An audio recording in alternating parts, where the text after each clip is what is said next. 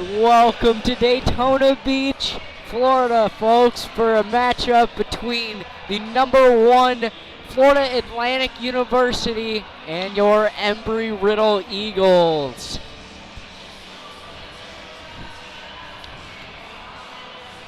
I am Mitchell Kim here with Daniel Cicala filling in for Max Minervini, who will be showing up late, hopefully. But we are glad to have Dan here. Dan, what do you think the Eagles are going to show after last night's big victory, the 5-3 victory that sort of stunned the crowd? Well, I'm thinking that the Eagles are going to come out fast, as we always do. What goes on from there? It's anyone's game, to be honest. You know, Absolutely. We could be horrible down low in the offensive zone, but great in the D zone, or we can be just the opposite. Absolutely, and right now we're just getting ready for the starting lineups from Andrew Caputo.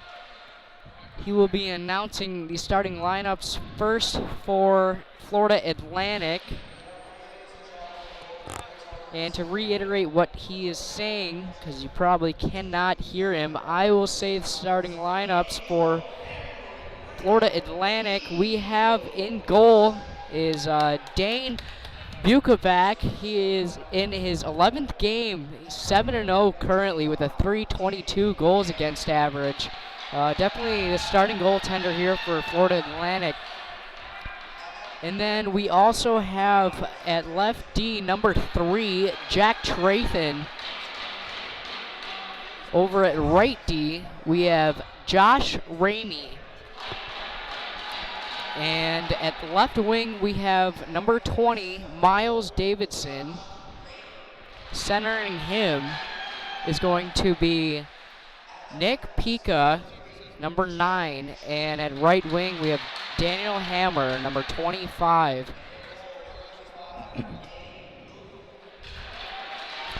And for your Embry-Riddle Eagles,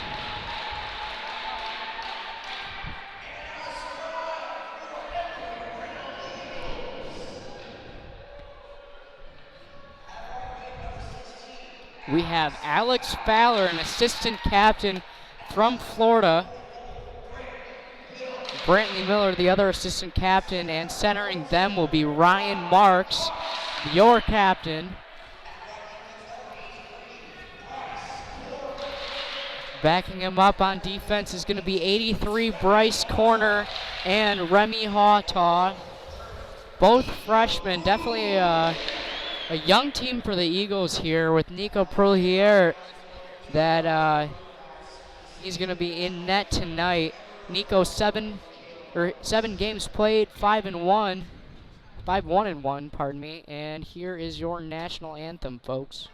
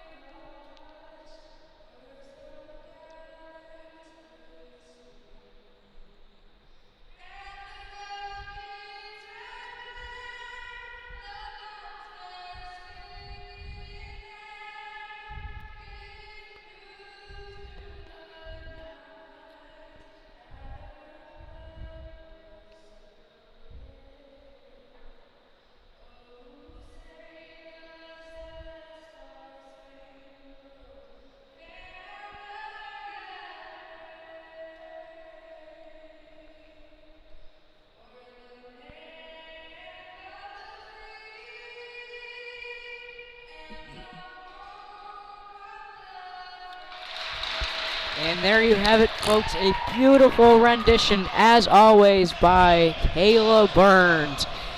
Here we go for the starting face-off between the Eagles and your Owls. Owls are 12-1-1 after that loss last night. Eagles definitely made a statement to the rest of the South.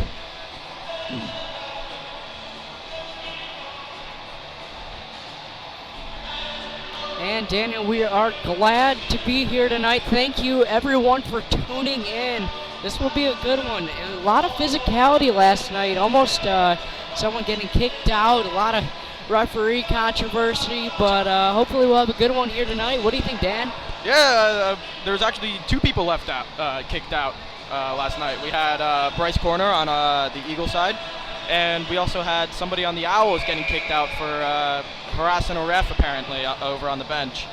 The penalty or the call wasn't really known to the rest of the ice, but sources have told us that that's what happened. Eagles coaching staff is Bob Joyce, Bill Thompson, and Anthony Galante. Definitely very proud of their teams. They've come a long way in the very short years that the Eagles have been in existence.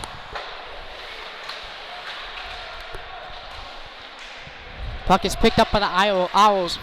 Owls move it in front. Good play by Corner. Corner saving his goaltender there from a pass. Puck does not go down for an icing. Davidson moves it up. Great puck No movement. icing there. Good puck movement, as you said, yes. Hawtaw gets the puck right over Fowler's stick, but Marks is there. Not out by the Eagles. Eagles slow start here as Owls have taken it in their zone. So far, all Owls. Hawtaw looking to pass it. Bryce Corner. Good play by Brantley Miller. Gets it deep. Number 11 picks up the puck. Anthony Horner with speed. Gets the pass picked off. Good play there by Noah Austin. Picked up by Wire. Wire is the one who got kicked out last night. He has 49 points already this year. Second on the list next to Jacob Friedman, number 14. Friedman's definitely our key player. So is Wires. 50 points for Friedman already. Just in a short span of 12 games. Or 13 games, sorry about that. Puck is broken out. And a sloppy pass there by the Owls. But Colin Bridges is there to pick it up. Bridges moves it behind the net. Breaking out, but can't get it. Can't connect. It looks like Kaufman sends it way into the netting.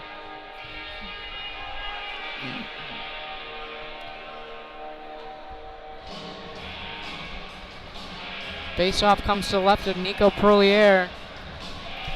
Kaufman to take the draw against number 16, Austin Connors. Puck is saved there by Perlier. Puck thrown in front. A good play there, but nobody home in front to stop the pass. Owls looking for a lot of center slot passes, but nothing has gotten from tape to tape so far. The captain, Cleveland, standing at 6'5", is definitely one of the key players tonight. Cleveland, big defenseman, 11 points in his first 12 games.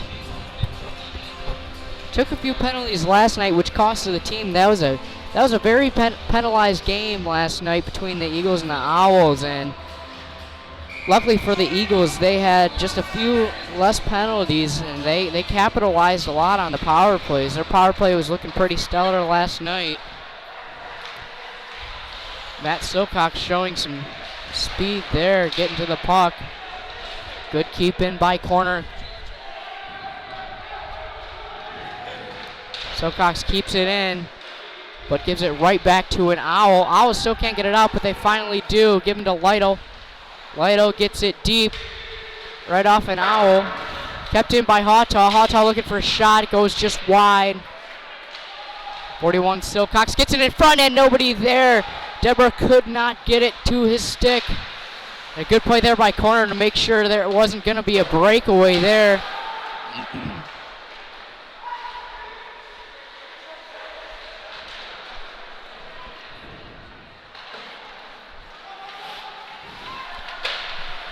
And Ryan Marks gets it in to the zone, but it's brought straight back out, and a big hit there by Hammer. Hammer lays down the hammer on Hawtaw. And a good keep in there, but sent right to an Owls stick. Owls, big stretch pass there to number 20, Miles Davidson. And a good play in front of the net. Nico Perlier stops it, and a good rebound. Oh, and it almost goes in, but just goes wide. Owls cannot keep it in, but do get the puck possession.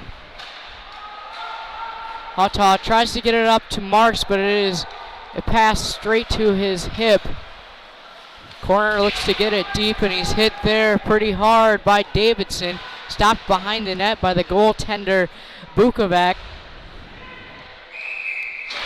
And it looks like there's going to be a stoppage of play for a hand pass. Puck will come out of the zone. Will be in the neutral zone.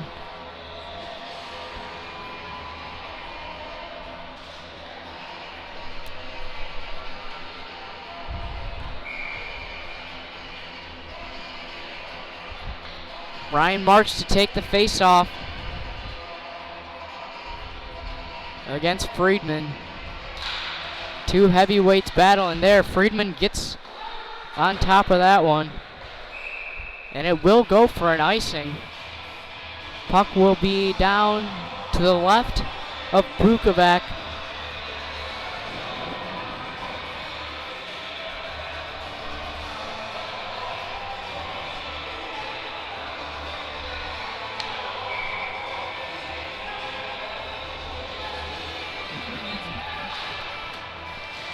Owls win the face-off.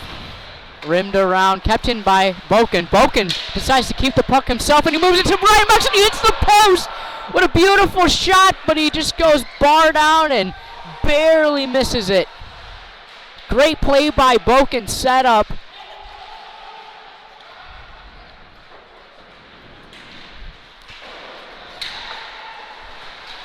Boken keeps it in, and it is finally sent out by the Owls up to Bridges, and nice play there by Alex Fowler as he's hit by Cleveland. Puck comes behind the net for the Owls, moves it up to Weir. Big hit there by Alex Fowler. Austin with a couple good moves. Can't get it to Fowler, but a good play there. Gets it out to Austin. Austin to Boken. Boken looking to shoot it. Good block there up to Weir. Weir gets it up. Friedman with the puck. Friedman on a breakaway. He shoots. He scores! Friedman goes bar down.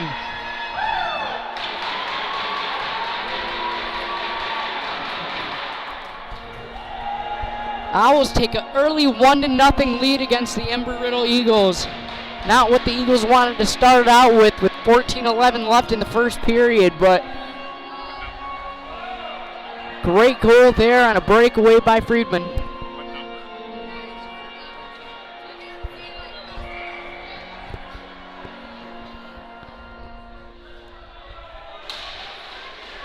And Weir will get the assist on that one. Good hustle there by Adam Letarte. As always. And Ryan Knapp cannot keep it in.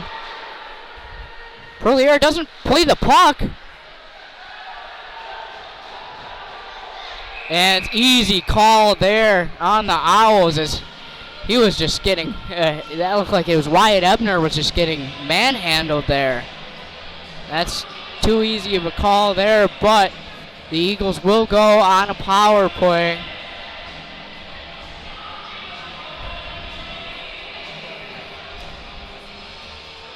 It looks like it will be number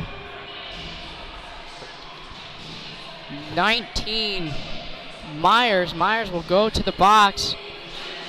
Showed great hustle on the play, but just did a little too much did a little too much of a number on Wyatt Ebner there, Dan. You know, sometimes you can get away with a penalty like that if it's just one hand, but he had both hands wrapped around Ebner, so it was an easy call for the official to make. Absolutely. The puck goes behind the net for Austin. We got Austin, Letarte, and Uziak here on the power play for the Eagles. Letarte moves it in front. Good play there, but a good save by Bukovic. Uziak gets it over to Boken. Boken with a shot. He scores! What a beautiful shot. Gets it past two defenders and puts it in the net. Boken with the early response there off the power play. 1-1. Tie game, folks. Three shots, 1 goal for each team. And Boken, with a couple goals last night, definitely one of the better players for the Eagles. And he's one of those freshmen that have just outstanding years. Coach of the Embry-Riddle Eagles, Bob Joyce, is keeping the third line out after that.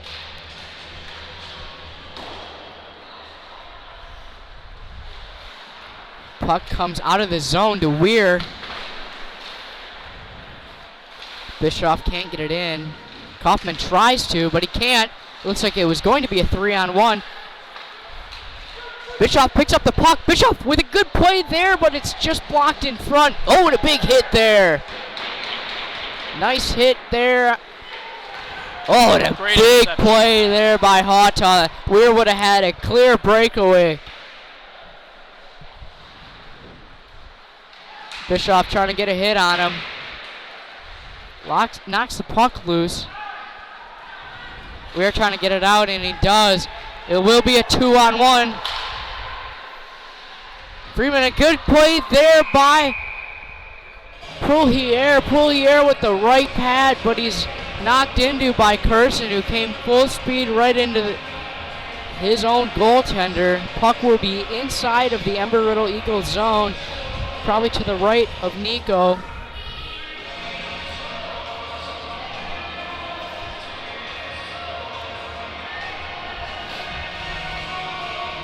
Weir to take the face-off against Kaufman. Weir definitely standing out by that blue line when the Owls are in their defensive zone. Eagles got to watch out for that as he's a pretty good goal scorer, and if he gets that wide open lane, he's going to take it and he's going to put that puck in the net just like Friedman did earlier on Nico.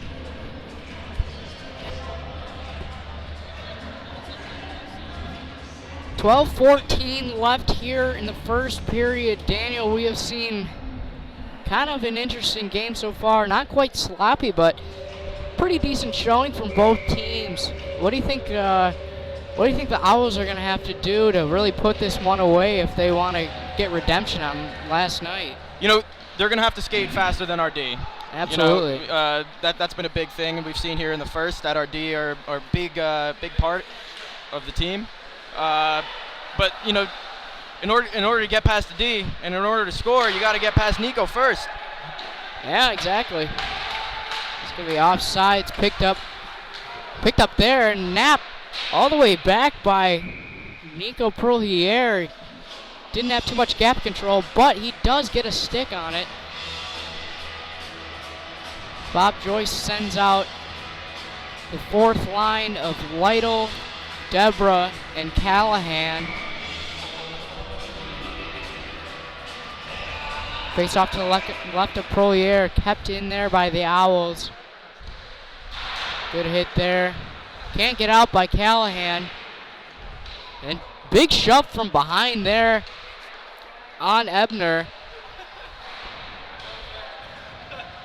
Ebner trying to get it out, gets it to Lydell, and a good play there by Callahan to lift the stick. Lydell picks it up and goes around the defender, trying to look for somebody in front. Lydell puts on the brakes, but loses the puck. Knapp with a big pinch there. Good play there by Callahan. Keep it. Pika picks up the puck. Nice play there. as Prolier covers.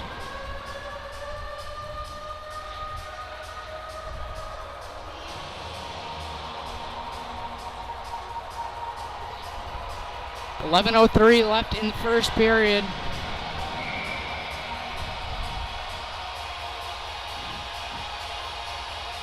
Ryan Marks take the face-off. Wins it, but nobody's home. Gets the puck back as Marks, with speed, gets it in, onside. Almost to Miller. And we will have a penalty. Looks like it will be on the Owls for... Oh, rough. It was a roughing call. Interesting. We got Davidson going to the box for 2.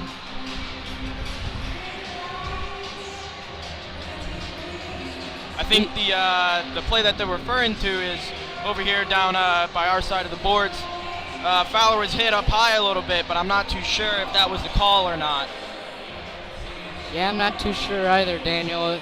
But the Eagles will go on a man advantage with Ryan Marks, Alex Fowler, and Brantley Miller in front. Captained by Boken. Will go offsides, though.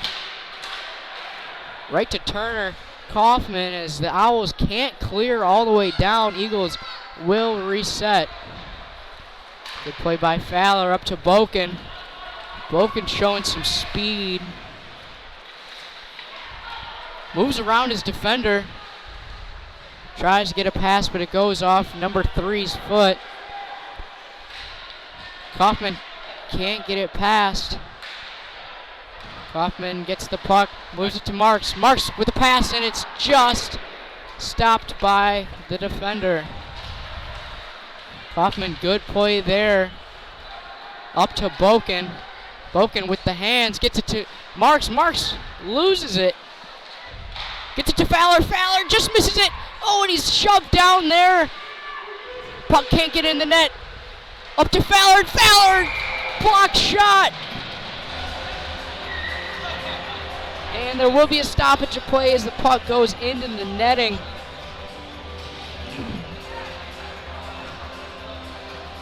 Couple good chances there, but good defensive plays by the Owls. 59 seconds left in the man advantage.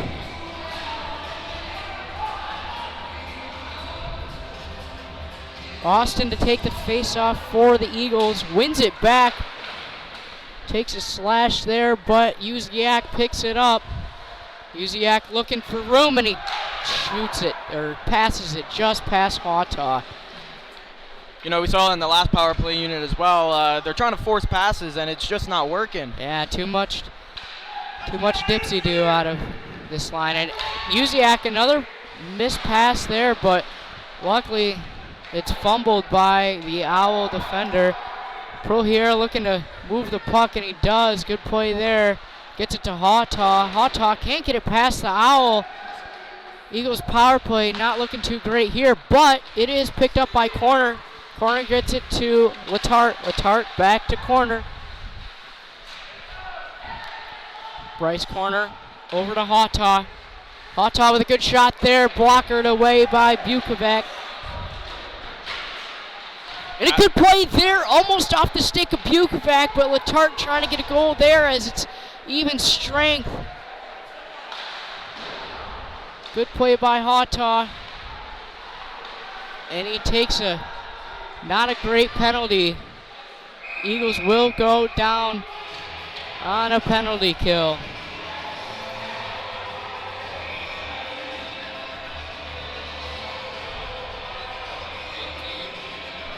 It looks like 71 taunting a little bit. Shane Kearney, he did that last night after his goal, which ended up being just short of what they needed. Yeah, I don't know if you noticed, but the ref was giving him a few hand motions there to knock it off. Yeah, we don't really need that here with 8:27 left in the first period. As opposed to last night. Yeah, there's no reason for that, but hockey players gonna do what they're gonna do. Exactly. Gotta love the ACHA. And a good play there, sent in front. Weir just misses the net. And picked off by Wyatt Ebner. Silcox with a lot of speed. And he sends it straight into the netting. Not a great play there by Bukovac, but good for the Eagles as they will look to kill more time. 1:33 left in the power play for the Owls. I'm surprised, that's a monstrous sauce by the goalie there.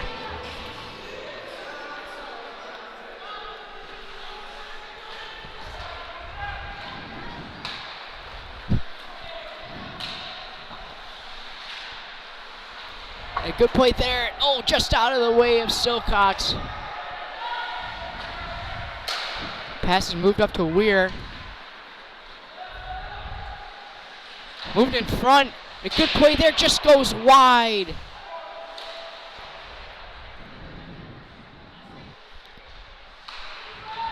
Puck out to Cleveland. And a good tip there, but luckily it goes wide to Nico. Turner caught around. Don't know what happened there. Weir picks it up, trying to set his team up. Gets a good pass there, but nobody's home. Wyatt and no call. Kind of a tripping call there on Cleveland, but nobody, referee did not want that one. Good block there by Curson as the Owls have 25 seconds left to try to get something past Prolier. And another miscue by Bukovac. But he has shown pretty good strength there in the net tonight so far, stopping shots. He goes right past corner and a good play there. Saved by Nico. Prolier with a great play. That speed there was what I was referencing beforehand. And now we got him. Oh, Alec Bischoff, not too sure what he's doing. Gets on the ice before the penalty's over. Too many men. Bischoff's going to sit down for that one. Bob Joyce can't be too happy. That's just discipline. That's pure hockey IQ right there.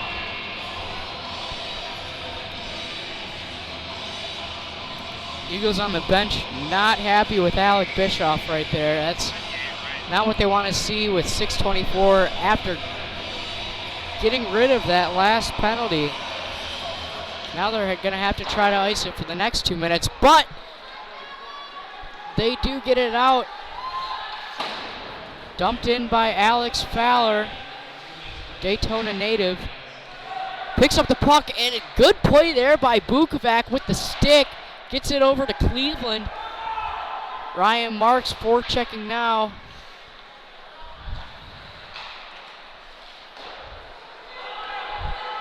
Owls looking to get one here with the time winding down in the first period. Gets it up to Marks. We got a 2-on-1. 2-on-1. Ryan Marks over to Fowler, and he can't get it from tape to tape. And a big hit there. No penalty on either one of them. Alex Fowler getting a little shove.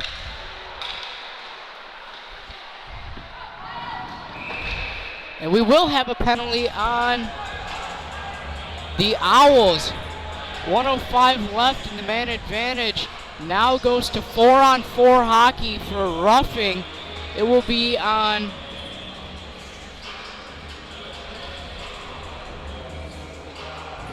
number 20,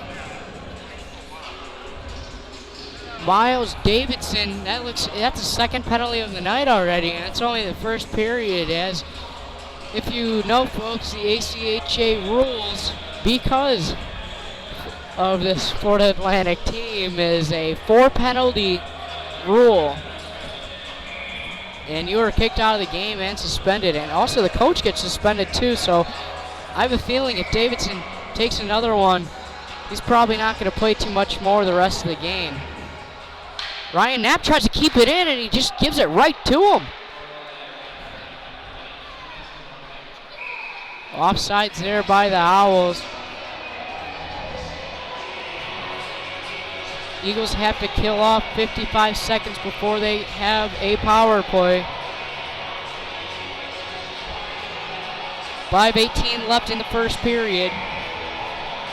Puck comes out into the neutral zone.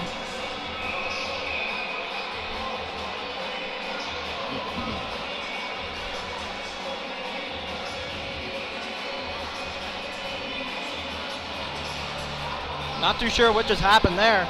I'm not either, but Adam Letarte picks up the puck.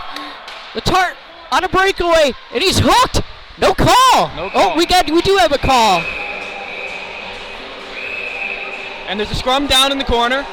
And a couple punches from the Owls, even more punches. I'm not too sure what he's doing. Someone's got the back of Adam Letarte. Adam Letarte was hooked like no other on that penalty. Could have been a penalty shot, but we will have Friedman, the number 1 player for the Owls, sit down for 2 minutes.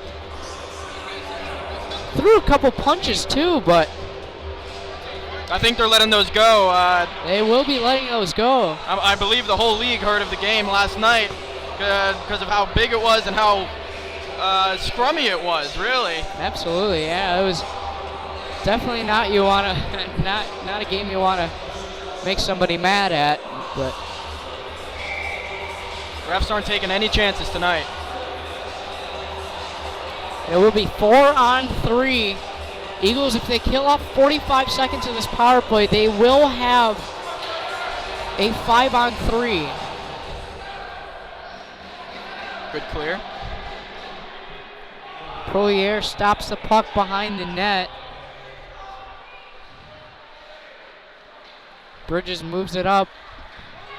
Bridges with room. He's got a lot of space here on 4-on-3. Tries to get it to Uziak, but goes under a stick. Luckily, Boken was there. Boken looking for that one-timer. Over to Kaufman. To Boken. Boken with a change-up, and he scores! That was a flutter puck. Vukovic had a little trouble with that one. Didn't hear the 2 bangs from the Astros fans for the change-up, but I believe their goalie was somehow screened by at least one of their defensemen and one of our forwards. yeah, it looked like he was definitely, after that first goal from Boken, looking for that big fastball, and he puts on the old change-up, just misses that one, and somehow it goes in, but Owls are going to have to try to regroup after that goal. Eagles will go at a man advantage now for the next minute. Jack 13. Boken loses his footing as the puck will go all the way down. And the Eagles have a chance to regroup. 1 minute left in the power play. 4 minutes left in the first period. Hautaw gives it to Uziak. Uziak looking for speed. Shoots it right into the defender. And gives it right back to the Owls. Now what you want to see on a power play here.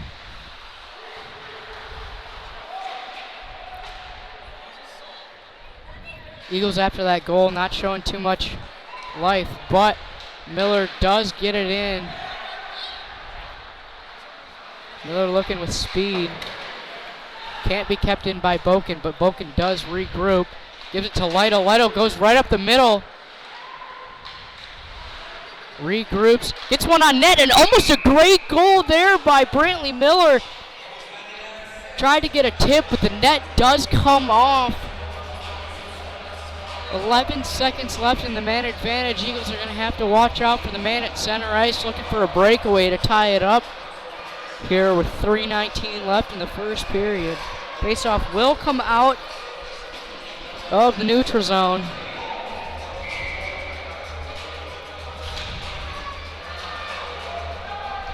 Puck is sent down, and that will do it for the man advantage.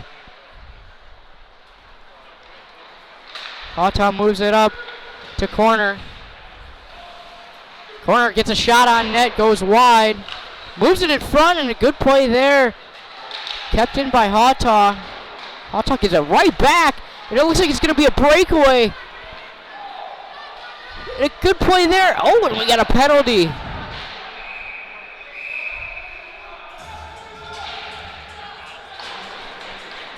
Will be a tripping call on on Matt Silcox.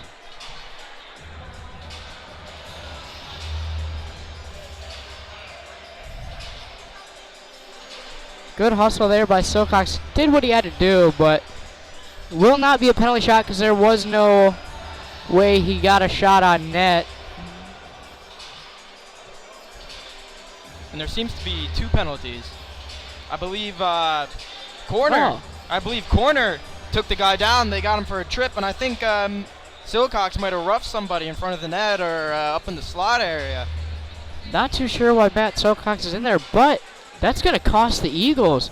Silcox, the leading penalty getter on this Eagles team. Not what you want to see here with 2:48 left, up a goal.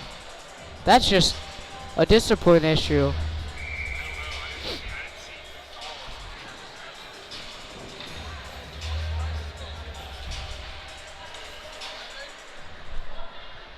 Face-off is won by the Owls. Ryan Marks showing some pressure. Owls keeping it close. And a good save there by Prolier.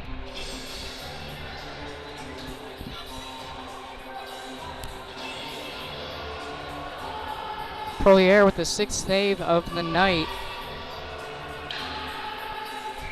Eagles, if they kill off this, will have some momentum coming into the second period, but they do have to get past this tough 5-on-3. They do get it out from Ryan Knapp. Bukovac comes all the way out to play it. Good play there. Gets it up to Friedman. Friedman with the goal already and drew that penalty.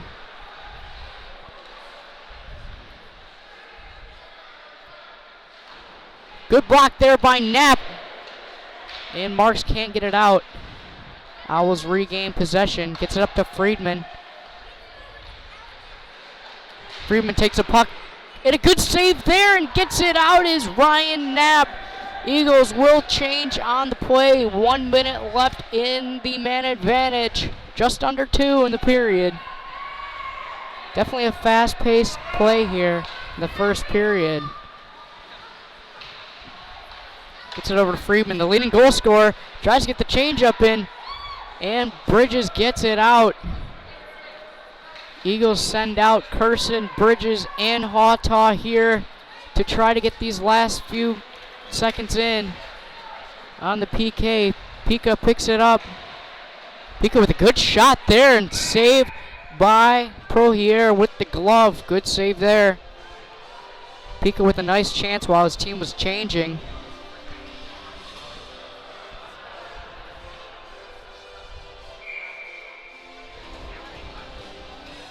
Face off to the left of Prohier. Won by the Eagles. Curson gets it out and a good play there. Eagles with 20 seconds left in this man advantage. But the Owls moving it fast, trying to get one last rush in. Pika gets it up. Moves it over to 71. He just moves it wide. That's number 18. And a half a slap shot there. Eagles kill off the penalty.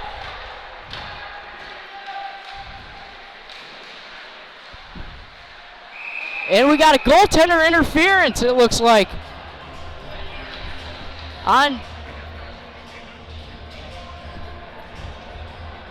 He hit him right in the face and he's putting his arms up like it never happened. That's going to be number 20 again. That's, like I said, folks, that's his third one in first period.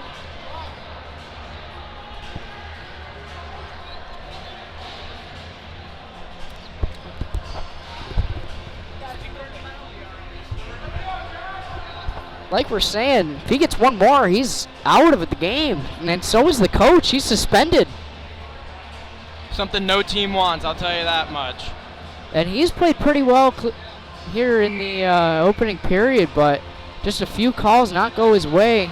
got a little too close to Prolier on that one, and just like that, it went from a 5-on-3 to an Eagles power play. And a good play there. It's a and the Eagles score! That's a hat trick! That's a hat trick, Jack Boken! First period, 3 goals. 30 seconds left in the period. Man, that was quick off that penalty.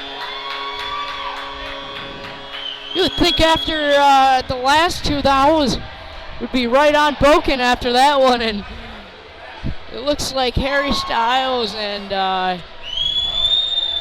Anthony Galante throw their hats on the ice.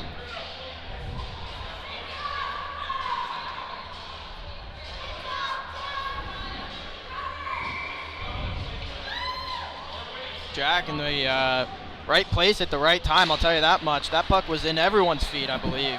And he was just there to pick it off.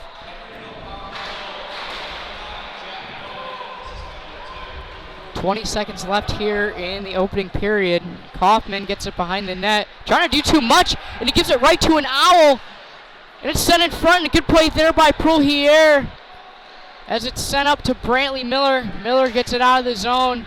Looking to get it deep, and he shoots it right into the defender. That one's got to hurt. 2 seconds left, 1 second, and the opening period comes to a close. Great period by the Eagles as they get a few goals early that really set the tone against this #1 Owls team. Dan, we'll be back here in 15 minutes. Don't go anywhere, folks.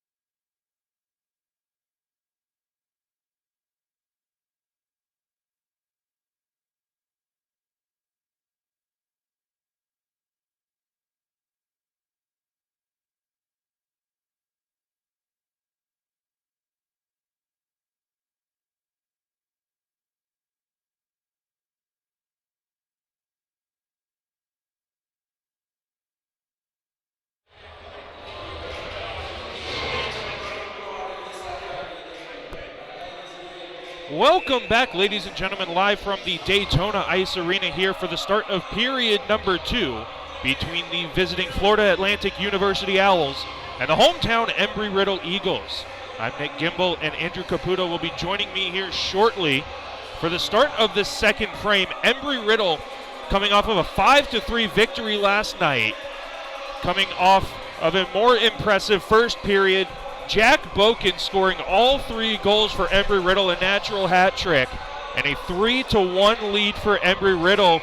And Andrew, this has been a phenomenal weekend for Embry-Riddle, both in ranking standings, in just program history, but all around fantastic play from this home team. Absolutely. I mean, coming in against the number 1 team in the South, ranked right now, I mean, this is it's a pretty solid statement. I mean, this game's not over. There's still a good 40 left, and this team has won 13 in a row before coming here, for almost 14. And, there's a reason for it, so there has to be a good 40 for the rest of the game to come out with the W. But, I mean, already yesterday was awesome. Team played really well. They rallied after trailing for a bit. So it's just awesome to see, and we'll hope to continue it here, finish off this game. And one of the messages that I got from Bob Joyce is that this is a team that cannot be built on complacency. You have to keep working harder the next day. It doesn't matter what you did the day before. It matters what you do today and from here on forward. And a quick icing call will bring the face-off all the way down to the Embry-Riddle defensive zone. Embry-Riddle in the second period moving left to right across the ice surface in their home white uniforms. Nico Proulier getting the start in goal tonight. A 5-1-1 record, 2.41 goals against average, .917 save percentage. And Nico's looked sharp all year, and so far tonight it's been no exception to that. Team has to continue to play well in front of them. Hammer keeps it at the blue line for FAU, but he gives it right over to Brantley Miller, who gets it to neutral ice, and the Owls send it right back in on goal. Proulier sends that one to the far corner, and Bryce Corner, who was kicked out of the game yesterday for a kneeing penalty, is back in tonight, as Remy Hawtaw from the neutral zone sends it right back where it came from. Embry-Riddle on the delayed offsides. They're in the midst of a line change. Finally, that offsides is waved off, but not before FAU brings it back into the neutral zone. Taken back by Kyle Usiak, dumps it into the attacking zone with 18:58 left in a second period, with Embry-Riddle leading 3-1. Pika able to get into the center of his attacking zone, takes a shot wide of the near side post. Centering pass is there for Hammer, he lost the handle, comes up for Trathan and a shot, saved by Proulier, it's loose back behind the net. I believe Bryce Corner was able to get a hand on it and knock it over the net rather than having it drop in. And that was a good play there. I mean, Nico was definitely, he was almost out of the blue paint at that point. Puck pops right up, and Bryce was there the whole way to watch to make sure it at least landed on top and not in the net. So good job there for Corner. Great, he's had a good game so far. Good to see him in the lineup. He was pretty questionable. I'd spoken with the refs last night and kind of had gotten the indication that he would be out of this game. So I guess after some discussion with the commissioner of the South there, they figured things out. And I believe what made that call happen is because that other tripping penalty that happened against FAU, rather than giving that FAU player the 5 in game for his kneeing infraction, they kind of leveled out the playing field, saw the discrepancy in their calls, took back the game misconduct, which I've never seen before. On the score sheet, it looked like it was a 5-minute major in game misconduct with Bryce Corner being ineligible for today, but after that call, the referees reversed their decision, allowing Bryce Corner in for today's matchup. Well, I have to say, I think it was a bit excessive, too. I mean, the fact that you had that lack of consistency in those 2 calls, I mean, 2 very identical calls. And, I mean, in Bryce's case, the same as the one after, the player was down for a bit, but he got up, finished the game. It wasn't intentional, it wasn't malicious, I mean, there's all these things you go through. I mean, yes, it's a knee, and it's serious, and it should have been a penalty. But it seemed very, in my opinion, seemed very excessive. And that inconsistency, that's what had our bench up in arms yesterday. 17:59 left in period 2, shots tied at 11. And it is Dane Bukovac, a 7-0 record in the net for FAU, who is wearing their road Navy uniforms, moving right to left across the ice surface. But it's Turner Kaufman with a pass up for Wyatt Ebner, and a shot goes blocker to the far side. And here comes FAU on a 2-on-2. Friedman down the right wing wall with speed. Centering pass. Good stick from Ryan Knapp to force Shane Carney wide of the net.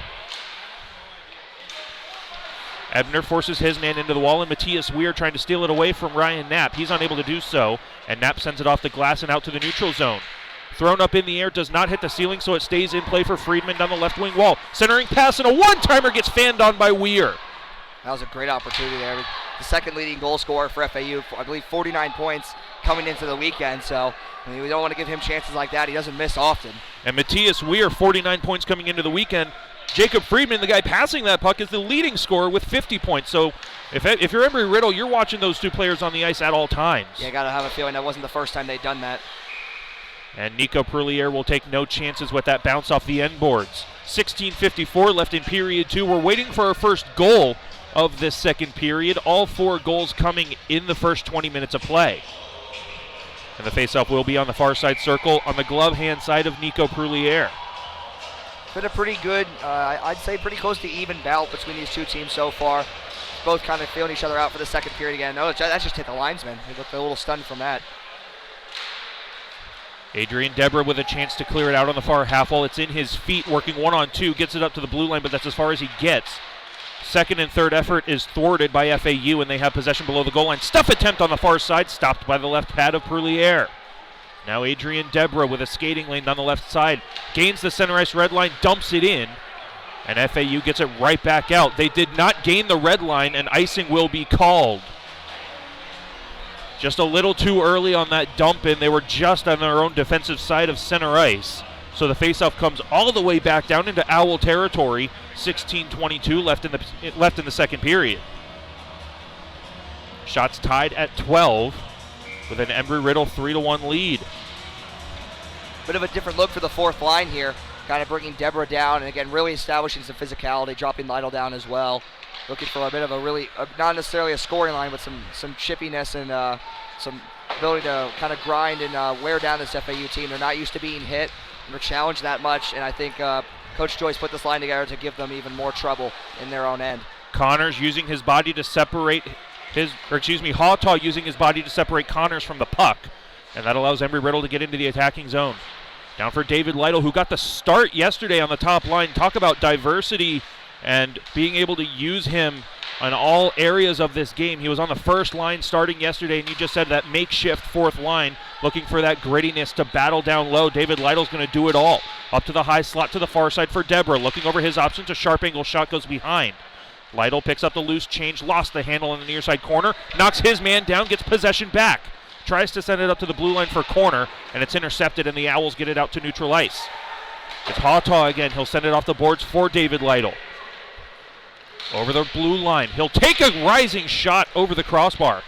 Billy Callahan couldn't get a centering pass in front, so with 15:09, the Owls will set up their breakout from behind their own net. Out the near side to the half wall. Backhanded up by Sam Avers. Taken away by Bryce Corner. He'll send it into the attacking zone again. Top line for Embry-Riddle cannot keep the zone, so Remy Hawtaw dumps it in on the delayed offsides, and Brantley Miller will give chase on the touch-up. Stolen away by Ryan Marks, who is out for the first period of yesterday's game, in for the full 60 minutes today. Jack Boken, who has all 3 goals tonight, wants more. Up for Hawtaw at the blue line, shot blocked in front, and the rebound on the far side is sent all the way down the ice through the air, and it will be an icing call against FAU. 14:25 left in period 2, and a tired set of Owls is out on the ice right now as they trail 3-1 to Embry-Riddle. This is a big face-off here with the first line out there. Top pairing defense too. See if they can break through and be the first goal of this period. The only line change that the Eagles elect to do is Colin Bridges replacing Remy Hawtaw as Boken walks into the high slot, fakes it near side, Marks scores! Jack Boken, a dangerous shooter that Dane Bukovac had to respect, and he made the play to the near side, and Ryan Marks rifles it into a wide open 6x4.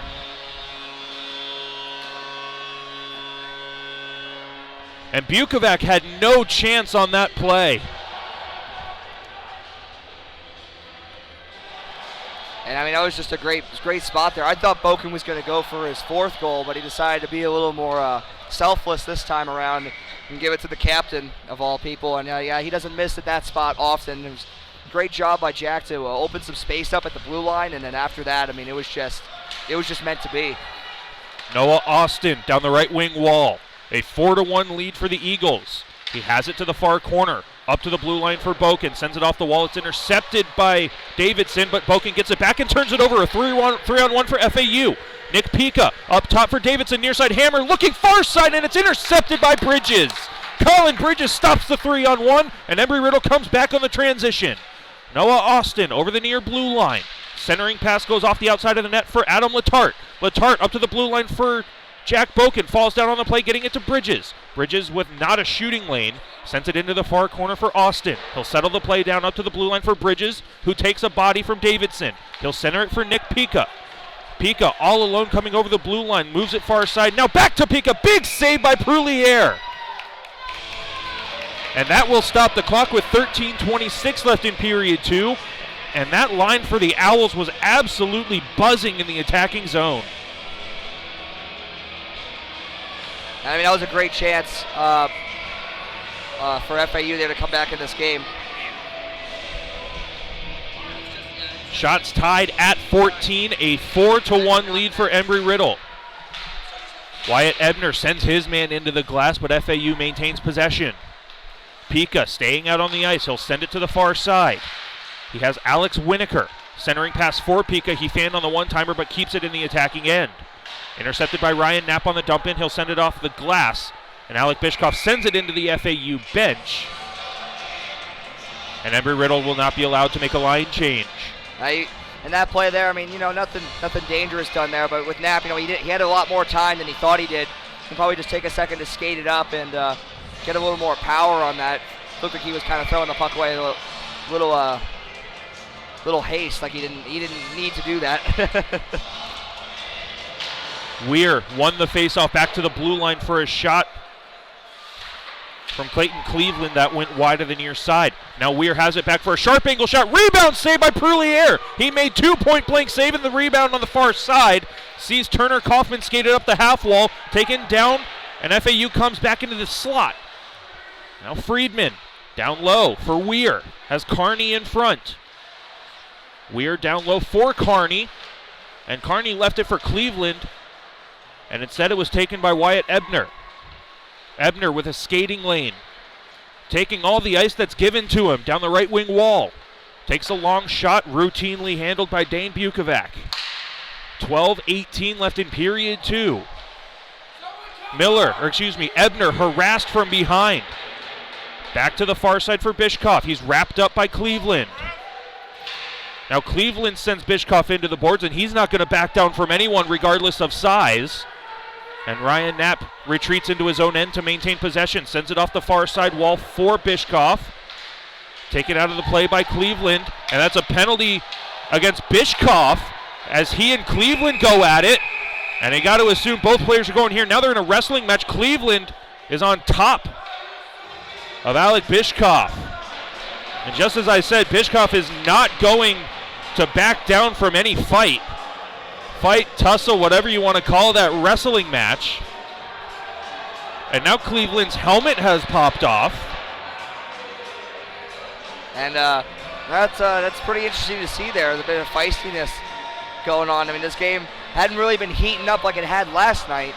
And you got to figure, I mean, there hasn't been really too many calls compared to then, but this might be the beginning of it with 11:47 left.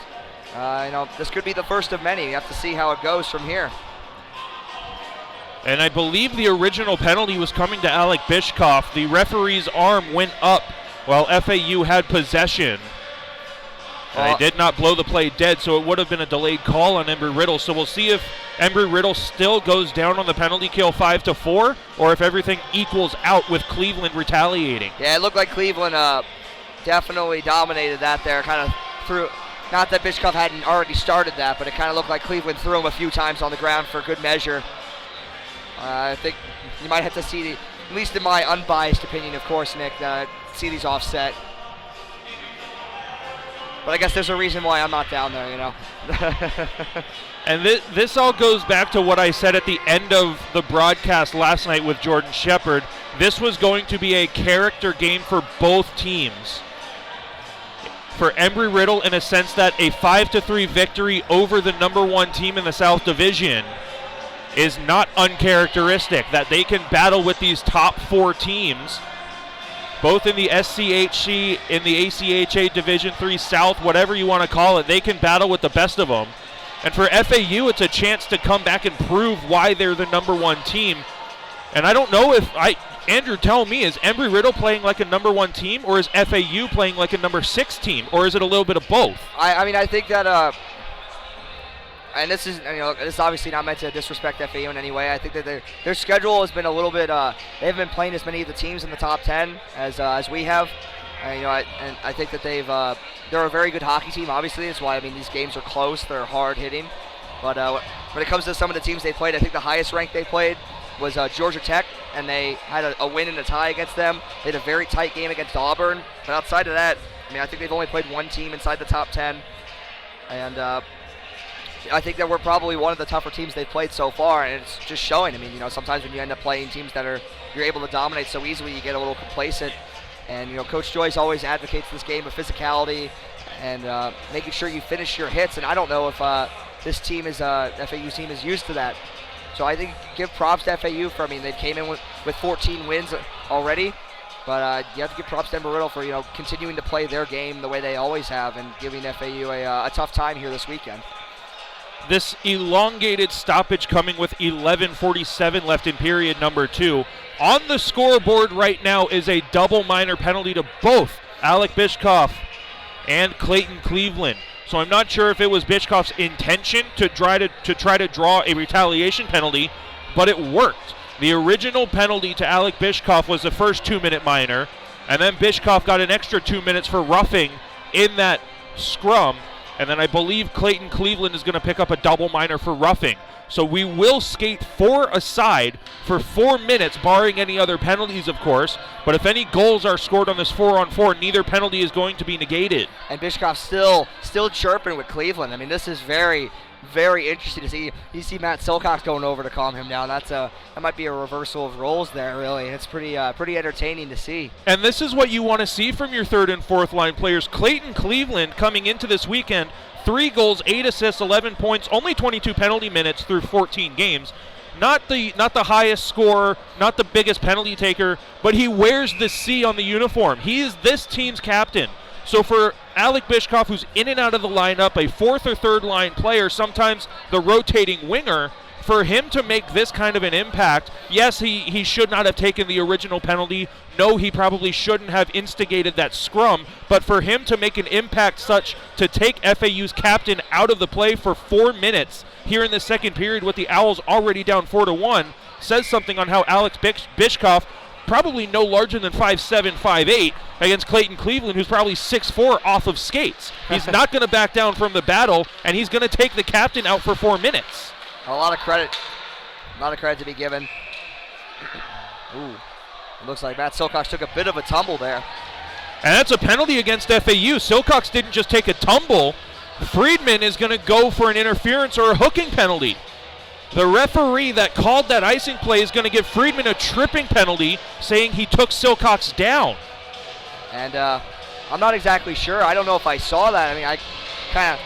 The camera in the bar here kind of got in the way right when Silcox was going past when he fell. I'm not exactly sure if I saw him trip. It didn't look like one to me from what I saw. And Friedman looks he looks surprised as well. I think he didn't expect to be going to the box either, but now we go to 4-on-3 for a full 2 minutes. Well, and just what we were saying about Jacob Friedman and Matthias Weir. Jacob Friedman's the leading point scorer for this Owls team. So now he's off the ice for 2 minutes, and Embry-Riddle has a 4-on-3 power play for 2 full minutes. There is a lot of open ice and a lot of firepower for Embry-Riddle's power play. Oh, absolutely, with Jack and Turner on the back end here. Kaufman with that one-timer that missed wide. Boken has 3 of the 4 goals, and he has a point on all 4 goals. The main assist on that Ryan Marks goal, and he took that shot that got blocked up into the netting. All of this with 11:19 left in period number 2. 3 minutes and 32 seconds left in Cleveland's and Bishkoff's matching double minor penalties. They do go on the scoreboard. That brought us to 4-on-4 play. And then we still have a minute and 45 seconds of the tripping penalty to Friedman, giving Embry-Riddle a 4-on-3 power play. I mean, this is definitely a very strong power play line. You argue we have your two best forwards in Kaufman and Marks and your best defenseman out there in Jack Boken, excuse me, getting excited there with the scrum at the net. And then you have a great, reliable forward and Fowler out there. So, I mean, this is a very fast-moving, mobile, and creative four-man power play unit. And again, this is going to... You've got 11 minutes and 6 seconds. You've still got 31 minutes left of hockey to be played. And with a 4-1 lead for Embry-Riddle, you can't, exactly what I said and what Bob Joyce has been reiterating all season, you can't be complacent. If Embry-Riddle doesn't keep their foot on the gas here and allow this power play to get negated, as Boken sends it to the far side for Fowler, shot to the near side, and Kaufman's going to win the race to that puck. If FAU kills off this penalty and comes back and gets one, it's only a 2-goal game. And Boken sent that shot wide. So this is a huge momentum-swinging power play for Embry-Riddle. Now for Marks on the far side circle. Up for Kaufman. Near side top circle. Off the outside of the near post. Bukovac didn't even see it until he heard the ring of the pipe. And there was room. There was no doubt there was room. Kaufman will leave it for Fowler. Sends it down low for Marks. He'll send it back up top for Fowler at the top of the umbrella. Near side for Boken. Boken down low for Marks. It's picked off, sent off. It looked like it was going to go off the glass, and it went over the short glass and out of play. That's a theme at Daytona. A pane of glass is going to come out during a game, and the short glass is going to have an impact on these defenders and penalty killers trying to throw it. They're trained day after day, throw it high off the glass. Well, when there is no high glass here in Daytona, there's no option but to throw it in the netting, and unfortunately for FAU, they can't get a line change. Yeah, it's pretty much the same as an icing on a shorthanded attempt. Wyatt Ebner back for Colin Bridges on the near side top circle. Down low for Austin, gets it back to Bridges. Has Ebner looking for a one-timer, doesn't find him, and a shot was blocked away by Connors. Usiak down low, digs it out for Austin.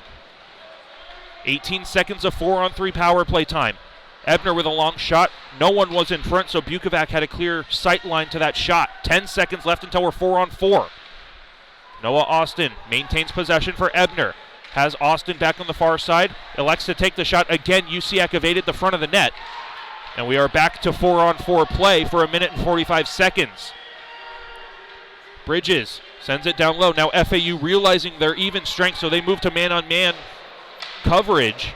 And Usiak picks it up off the boards. Near side for Bridges, and a diving poke check brings FAU on a transition. Here comes Friedman, the leading point scorer, walking in, shooting and scoring. Jacob Friedman right out of the box, the fresh legs, picks up his 25th goal of the season, 51 points on the season, and exactly what I said, Embry-Riddle cannot capitalize on the power play, and instead of a 5-1 power play goal lead, it is now a 4-2 lead, cut in half by Jacob Friedman. Yeah, I mean, there's a reason he's got 50 points on the season before coming in. I mean, he is a dangerous player. And, I mean, he just used that speed. Two players, one player back, a defender for Riddle, and a forward coming back, but that doesn't matter as Friedman goes in and absolutely snipes it back the way he came, and it's a two-goal game. And I believe that was Wyatt Ebner, the defenseman, trying to contain Friedman. He did everything right. He kept Friedman outside the dots. Yes, he crossed over towards the blue line top of the slot, but that shot just absolutely beat Prullier on the near blocker. Yeah, there's not much else to say about that. I was just give credit to the shot taker. Bryce Corner, still 4-on-4 play for the next 50 seconds. 8:37 left in period 2. A much different outlook on this game than 4-1. It is now 4-2. Bryce Corner, centering pass to no one, and David Lydell comes into the corner to regain possession. Dumps it to the far side for Corner. Half a minute left in 4-on-4 even strength play. FAU into the center for Nick Pica. At the red line, he'll send it in for Friedman again on a partial break. Sends a sharp angle shot off the outside of the net. Friedman using that speed. He looks a lot more confident and a lot more fast here this afternoon than he did last night. Yeah, he was kind of contained for the most part last night. Jeremy Curson with a shot that got deflected to the far corner, and Jack Boken comes out to neutral ice. Evading Matthias Weir, sends it for Remy Hawtaw. Pitchfork backhand goes to the far corner. We're back to 5-on-5 play as Cleveland and Bishkoff exit their penalty box. Now up for Carney, he's got a partial break. Toe drag works into the slot. Another toe drag, backhand, saved by Proulier. And I mean, that was just a really awful change for the Eagles. And I mean, a huge opportunity for the Owls. Great stop by Proulier. Great effort by Jack Boken to buy enough time as well. Boken intercepts that play again and springs Alex Fowler, and the top line's on a 3-on-2, and Fowler dumps it in. He couldn't pick his head up. Tried to get it in front for Marks, and his back check stops a 3-on-2, but cannot stop a 2-on-2. Carney, toe drag on Bridges, gets a shot off, and it's going to be a hooking penalty on Bridges, but Embry-Riddle can't touch up, and now as Brantley Miller sends it all the way down, takes the slap shot, and lucky for Bridges that for Brantley Miller that he fanned on that, because the referees could have given him an unsportsmanlike conduct penalty if he had rifled that one into the empty net. Yeah, that was not a thing you want to be doing up 4-2 with this much time left. Still a full period of play to be had.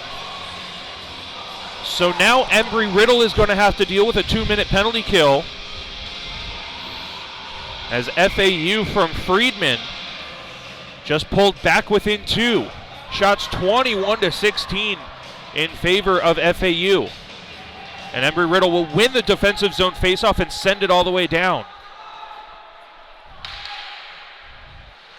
Silcox and Letarte up front. Wyatt Ebner and Ryan Knapp at defense for this penalty kill unit. Is sent off the backside of Letarte, and he has a skating lane.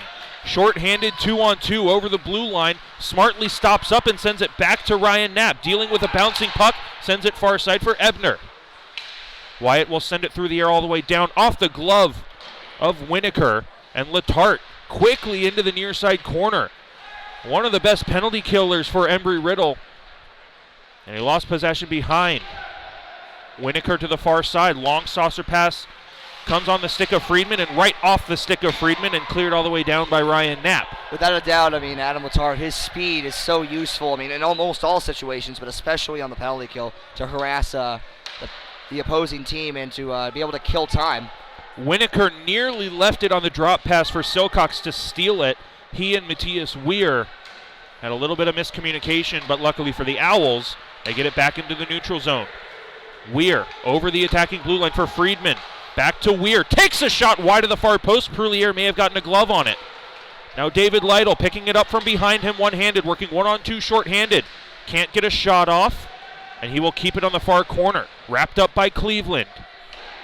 Now Lydell gets it back down below the goal line. 28 seconds left on Eagles penalty kill time. And David Lydell working just as hard as Adam Letarte did before. The Eagles can't keep it in the attacking zone. And it's dumped all the way down instead by Hawtaw. It's a great 10-15 seconds of time there killed by Lydell. Absolutely, just working on the boards, getting it past 3 FAU players. I mean, that's what you want to see at this point in the game. And with 5 seconds left on the FAU power play, Embry-Riddle has successfully killed off that penalty. We are back to 5-on-5 play as of now, but it's not done yet.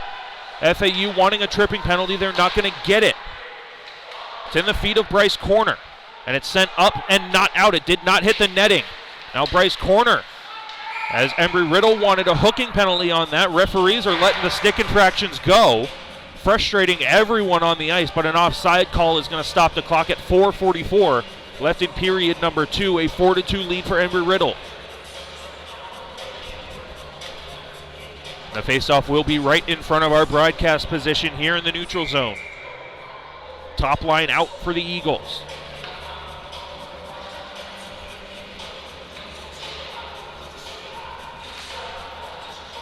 Pushed forward by Pika, and Bridges sends it off of the glove of Pika into the neutral zone. And delayed offsides is touched up as Hammer gets to the blue line. Alex Fowler wide open to the far side for Brantley Miller. At the red line, he'll send it off the boards and around to the near side corner. Cleveland back for Trathan. It goes through him off the boards, so Miller regains for the Eagles.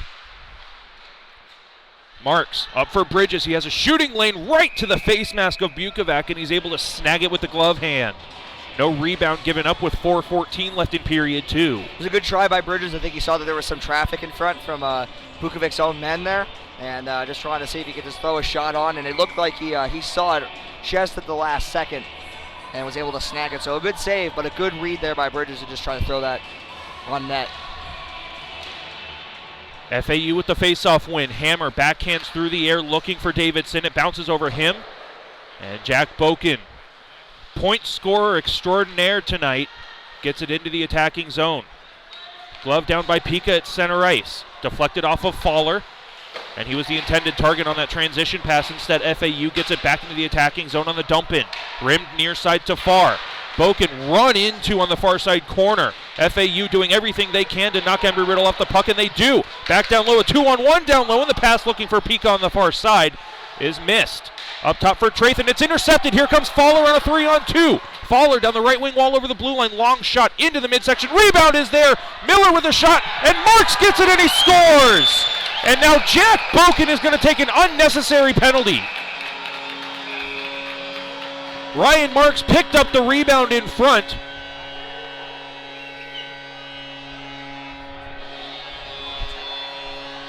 Ryan Marks all alone in front off that rebound, puts it home through the 5-hole of Bukovac, giving Embry-Riddle a 5-3 lead. But Jack Boken absolutely destroying Hammer at the blue line after the play had been done. So Jack Boken taking an unnecessary penalty. All of this with 3:28 left in period 2.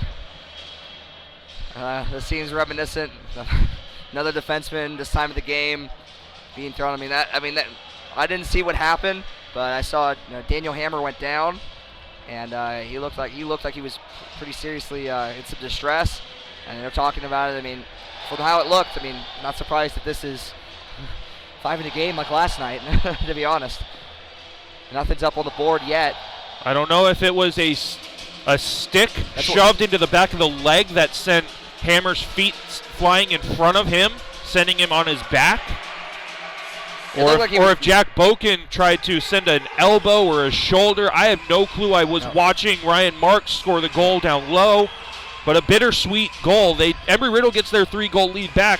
But Jack Boken, there's no need to take that kind of penalty. Oh, not at all. I think it goes without saying that with how the game is situated right now. This is not what you want to see from your strongest player, at least on the score sheet tonight. And if FAU is going to keep working to come back in this game, and they're out shooting the Eagles 21-17, so they're very much still in this, and they've been putting good pressure on. You want to have your best defenseman on the ice for the last 23.5 minutes. And it is a 5-in game for Jack Boken. And this is it's like almost the exact same game as last night. And they're gonna have to do it now without their best defenseman. And so it's almost exactly the same way that it happened yesterday around the same time. You've got the 5-minute major penalty in the last 5 minutes of this second period. So Jack Boken gets a 5-minute major and a game misconduct. He is done for the night. During the intermission, I'll go down and try to figure out what the official call was. But something that you're going to see, and something that I talked about last night on the broadcast, the offending team does not have to put a player in the box immediately. But if there is no one in the penalty box when time expires on this penalty, they cannot put someone on the ice. So for Bob Joyce, there is no need to put someone in the penalty box. And most likely if it's a game misconduct, it looks like he'll be out at least the first game against Miami come January, which is just not what you want to see either. This has ramifications that go beyond just this game. And this is a huge opportunity for the Owls to get right back in. 5 minutes, long time, get their best players out there. And they have 3 minutes now, and then they'll have almost a full 2 minutes come next period to try to play catch up in this game. And for Embry-Riddle, they just got to take it 1 minute at a time, not try to do too much. As now Letarte is caught up in the neutral zone, and Silcox up at the blue line, cannot get it out. Up to the blue line for Friedman. He's already got 1 goal tonight. At the blue line, a shot deflected up in the air, and it goes up in the netting and out of play. And so for Embry-Riddle, they've only got 3.5 minutes of power play time to kill off here in the second period, and then you transition to a 1.5 minute, 45-second penalty kill at the start of period number 3. But exactly what we're seeing, Bob Joyce does not need to put anyone in the penalty box right away because of that 5-minute major and game misconduct. He will most likely put someone in the penalty box to start the period so that when the penalty time expires, he can come out of the penalty box. Friedman at the top of the blue line. He'll send it to the corner, fluttering pass for Friedman, back, and he sent a rising shot over the crossbar.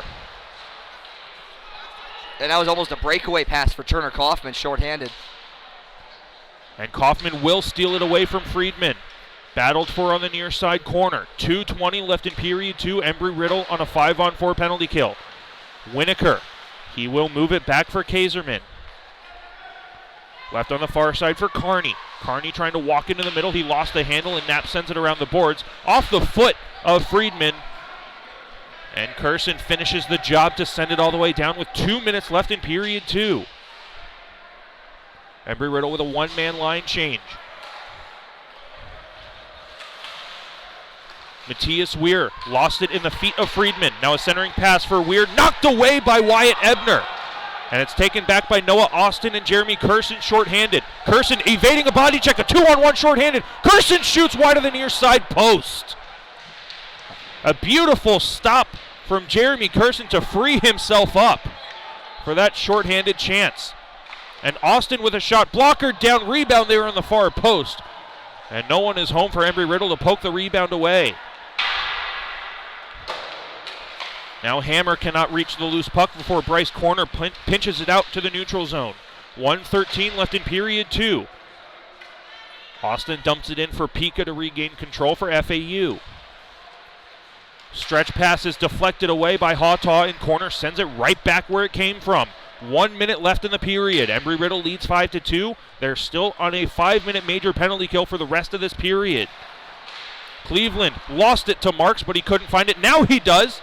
And Marks gets it back for Hawtaw to send it back below the goal line. The penalty kill is phenomenal this weekend for Embry-Riddle. And this is exactly what you want to see, them just taking as much time as they can off the clock without FAU really getting substantial zone time. Hammer for Connors and a backhander saved by Prullier. Backhand saucer pass from Hammer found Connors, and he just couldn't put the backhand past Prullier. And as soon as I say, of course, that the Embry-Riddle penalty kill is doing so well, they come in and get a great chance. 31.3 seconds left in period 2. Shots 22-19 in favor of FAU. Face off on the far side circle in Embry-Riddle territory. Still 2:04 left in a 5-minute major penalty to Embry-Riddle. Near side for Trathan, top of the circle, takes a shot, shouldered away by Prullier. There was room on the top corner near side. Pika with a one-timer at the top of the blue line, and it's deflected near corner. Blue line for Trathan, up top for Pika again. Toe drag gets around Fowler, walking in, shoots, save, rebound, poked away by Wyatt Ebner. He saved a goal.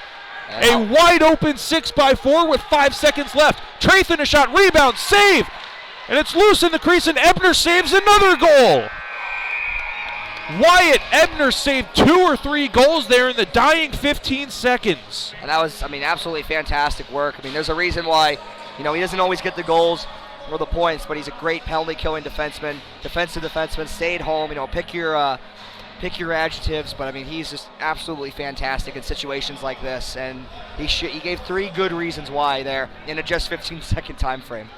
1 minute and 32 seconds is left on the 5-minute major penalty to Embry-Riddle, and there will be a fresh sheet of ice for a frustrated Florida Atlantic University to try to pull back within 2. They trail 5-2 to Embry-Riddle here on the Embry-Riddle Eagles Broadcast Network.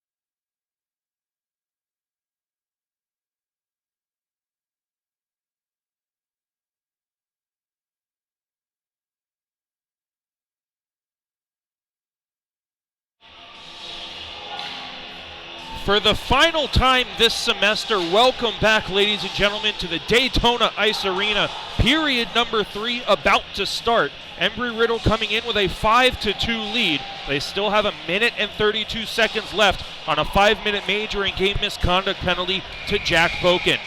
From what I got an update downstairs, he is not, he's done for the night, not suspended the next game.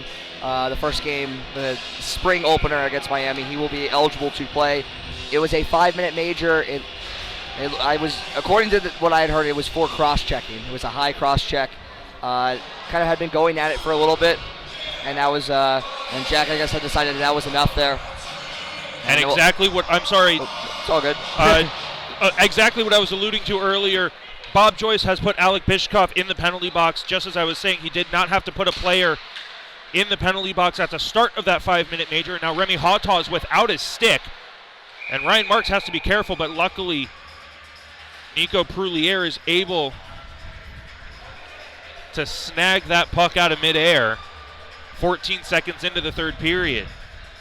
And that just looked like Hawtaw just got tied up there right around the Riddle blue line with one of the FAU players, and his stick just kind of came free as a consequence of it. FAU keeps it into the attacking zone, and now both arms of the referees go up as Bryce Corner took down an Owl in front. So it's 6-on-4 on the ice. Bryce Corner did not have possession, so FAU keeps it on a 6-on-4 with the empty net and a delayed penalty. Bounces over an Owl stick, and they get it back under possession. And now we've got another quick whistle. FAU had possession, not sure why the referees blew the whistle. Looks like they're taking both of them after some battling in front. Looks like those penalties might be negated now. So we'll see if Bryce Corner picks up an extra penalty after he was battling with Winokur. He gets the original for cross-check, and then an interference penalty to Winokur. So FAU, instead of going on a 5-on-3 man advantage, now it is going to be a 4-on-3 man advantage because the original 54 seconds left on the major penalty will still stand. But in 54 seconds, instead of FAU having another 5-on-4 power play, we will skate 4-on-4. And now they've taken both of the 2 minutes off.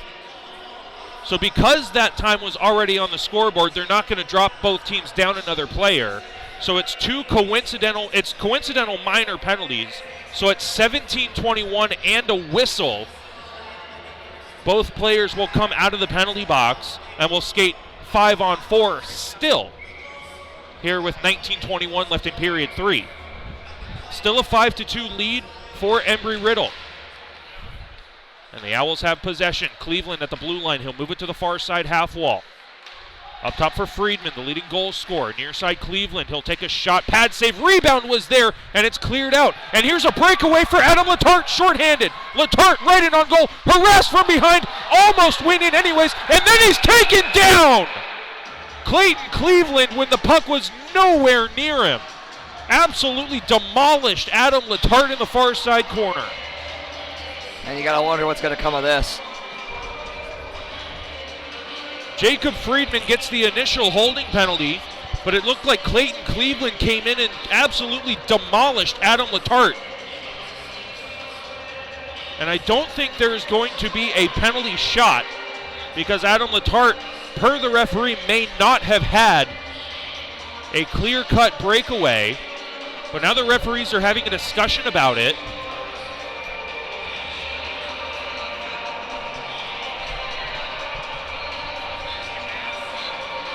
So 2 minutes for holding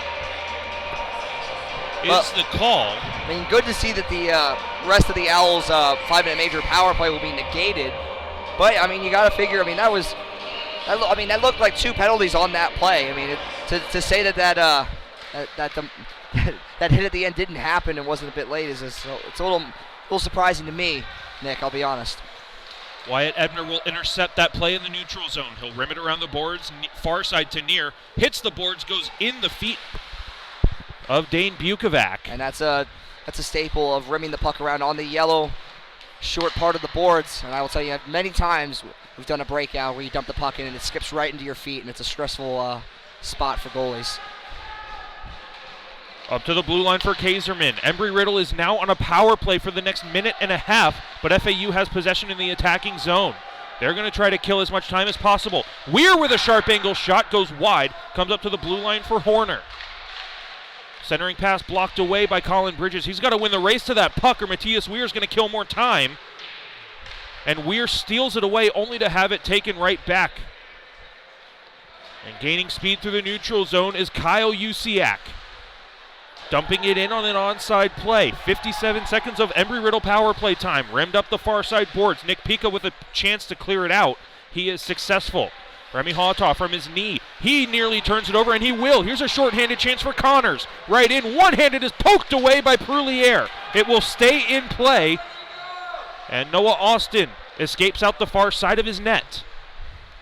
Now that was a great read by Nico. It was a close call there, but way to come out and be active and taking that scoring chance away from Connors. 25 seconds left on the Eagles' power play. Near side for corner. Or excuse me, that's Ryan Knapp who took a shot that's sticked away by Bukovac. And now Ryan Knapp falls through the open door. The puck was rimmed around the near side boards. And through no fault of an Owl, Ryan Knapp tried to just body himself up against the boards. And instead, the door just flung wide open. And that's and we're really, honestly, we're laughing about it because Ryan Knapp was able to get up and skate to the bench. That's honestly a dangerous play if he falls down in an awkward angle, but he just fell right on his big backside. Absolutely. I mean, that was, it looks like he's okay. I had to wait before I started laughing, but I mean, that was a pretty funny sight to see. Not even sure how that door would have been opened. It didn't look like anybody had gone off from that spot since the free skate maybe 2.5 hours ago. Either way, a little bit of comic relief that FAU is not too keen on witnessing right now. They still trail by 3. Embry-Riddle has lost their power play opportunity. So we are back to full and even strength 5-on-5 play with 17 minutes left in period 3. Embry-Riddle leads 5-2. And a quick shot from Trathan at the blue line right into the logo of Prulier. No rebound is given up. Shots 25-21 in favor of FAU. And we sit 16:46 left in period 3. And Prulier's looked pretty good this period so far. Just getting a couple tests. Nothing too crazy so far. But doing a good job in keeping his composure. There's been gaps where he hasn't gotten a lot of work and some where he's gotten a lot. He's looked pretty good throughout it all. Pica is tossed out and Hammer will enter the faceoff. Thought he lost it to Lydell, but Hammer wins the race to the puck anyways. Saucered it through the low slot, intercepted by David Lydell. He will gain speed through the neutral zone down the left wing wall. The left-handed shot, Lydell comes into the near side corner below the goal line. Harassed by a trio of Navy uniforms, Silcox comes in for support. Throws it to the near side corner. Looking for Billy Callahan. Callahan and Lydell against Hammer and Trathan. Now Lydell up to the blue line for Knapp. He'll take a shot. That was skated away by Bukovac off the left blade. Pica evading Silcox, and he's sandwiched by Callahan. Lydell cannot keep it in the attacking zone, but Callahan can. Now Lydell pinched off the boards. And FAU having a hard time getting out of their own zone. Finally, they get it to neutral ice. Hammer with one hand gains the attacking zone. Has Pica cutting to the net. Can't find him. He'll take a shot anyways. Prulier sends it to the far corner. Bryce Corner cannot clear the zone. Matt Silcox with the backhand sends it off the boards geometrically to Lydell. And it's left here at the near blue line. Now Reith. And Reith was the intended target on that drop pass by Hammer. Luckily for FAU, that wasn't taken back for a breakaway by Embry-Riddle. Now Reith, right through the center ice circle. Over the blue line on the left wing wall. Pinched off by Ryan Knapp, who took a tumble into the boards. 15-15 left in period 3. Stretch pass doesn't find anyone. So Kyle Kaiserman, stretch pass finds Gerard. Left right there in the neutral zone by everybody. Finally it's picked off by Bryce Corner. And he will send it in below the attacking goal line. Left for speed. Gerard in the neutral zone stops up, sends it to the near side. And it's taken right back again by Sam Avers. Forechecking hard against the Eagle defenders. Up for Bishkoff. He lets it go through him into the neutral zone. And Raymer sends Bishkoff on his backside. And that's just consistency from Bishkoff. He's not going to back down from anyone. We've already seen it against Clayton Cleveland. 14:26 left in period 3. Embry-Riddle with a 5-2 lead. Rimmed around the boards, far side to near by Avers. Perlier staying in his net. Andrew, you just talked about it. The puck can bounce off the boards at any second at this arena. And Nico knows that for sure, and I think that's definitely one of the reasons why, unless it's a clear cut coming and stopping the play, the goalies for Embry-Riddle will be hesitant to leave their net and go behind to play the puck. Colin Bridges through the neutral zone for Kaufman. If UCF can get to the net, it's a 2-on-1. Kaufman in, shoots, and it's blocked away by the defender, Trathan. Backhanded down below the goal line by UCF. Good read by Kaufman there. I wasn't sure that UCF was going to make the net. Better to just kind of get the shot off. And I mean, the rebound almost came to UCF one way or another. Thrown all the way down, but not enough for an icing call. Wyatt Ebner evading the forecheck of Friedman. He will get it back behind the net. Ebner will. Off the near side boards for UCF. And it's pitchforked right into the glove hand of Winokur. FAU begins their regroup. Poked along by Connors, and the same pane of glass that popped out yesterday pops out, and there is the storyline. It is not an Embry-Riddle hockey game without a pane of glass popping out. I was worried. I wasn't sure, if it was going to happen or not. I was like, I don't think I was going to get anxious, man. It's just not a game here. It doesn't feel like home until one of the pieces of glass pops out. So now we got it out of our system. We're good. We can relax. We can enjoy the rest of the game now. 13:23 left in period number 3, a 5-2 lead for Embry-Riddle. And Clayton Cleveland having a discussion with the officials. I don't know if he's just upset with how the rink is put together. I don't know if he's protesting that the pane of glass should not be coming out, that there should be a delay of game penalty against Embry-Riddle. I don't know. I'm just purely speculating up here, trying a little bit of gamesmanship. If I'm Clayton Cleveland, I'm saying, hey, you need to keep your rink in shape. Maybe it's a delay of game penalty. I don't know. Yeah, I mean, that would be any kind of incentive to have Riddle, or not have Riddle, have the rink take care of these things. Because, I mean, we laugh about it and, we make jokes about it. But, I mean, really, it's definitely dangerous to keep having these panes of glass come out. One of these days, I mean, it's going to hurt somebody or cut somebody or shatter on somebody, which has happened already. And, I mean, these are just things that, just shouldn't happen. But it might be a discussion for another time. Adam Letarte pressuring hard, gets it to Usiak. And Usiak taken down on the play. That's a tripping penalty to Winokur. And FAU does not like it at all. 13:06 left in period number 3. And there's definitely a lot of protest with Winokur going to the box again. I mean, it's definitely not his first time tonight. And we'll see what happens here with 13:06 left. I mean, this is another big opportunity for the Eagles to continue to build and widen the gap between themselves and FAU. Would be huge for ranking points here, as it's determined not only by winning the game, but by how much you win. Adam Letarte tried to send it to the far side, and it's picked off. Nick Pica with a burst of speed tries to send it to the near side. And Davidson bodied on the near side corner. Embry-Riddle comes back on their power play breakout. That's stymied and sent all the way down the ice. Icing was called before the puck even got to the goal line. And so we'll bring the face-off all the way down.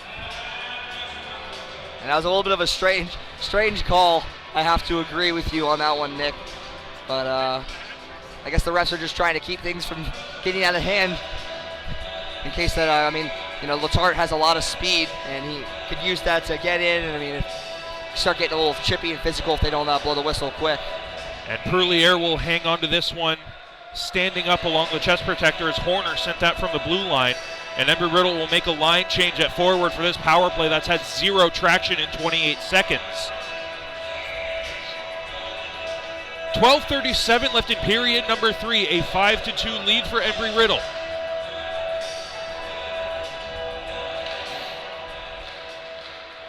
And it goes right through the blue paint. Brantley Miller finds the stick of Alex Fowler, who couldn't handle the pass. And it's left at the blue line. Brantley Miller sends it back below the top of the circle. It's sent back to the neutral zone by the Owls. Remy Hawtaw settles it down at center ice. He cannot dump it in. Finally, second effort. No, they still can't dump it in. Alex Fowler trying to get it over center ice. He cannot. Now Brantley Miller using the body. And now it's going to be an interference penalty against Embry-Riddle as Brantley Miller, or I thought it was going to be, I thought I saw the referee's arm up down here on the near side. As now Alex Fowler being taunted by an FAU player after he took a hit. And icing will be called here with 11:48. Honest, really just a terrible power play here for Embry-Riddle, like they're taking their foot off the gas right now. There's not much else. I mean, you nailed it, Nick. I mean, there's not really anything else to say about it. It's very lackadaisical. One player broke off the entire 3-4 attempts to get into the zone by himself along the boards, and they're icing the puck. I mean, it's very sloppy right now. And we'll see if this first unit with Marks out here. Well, actually, it might be the same unit. Excuse me. See if they can reset here. Ryan Marks takes down a player in front. Legally, the official says. Now here comes Alex Fowler with 27 seconds left of power play time.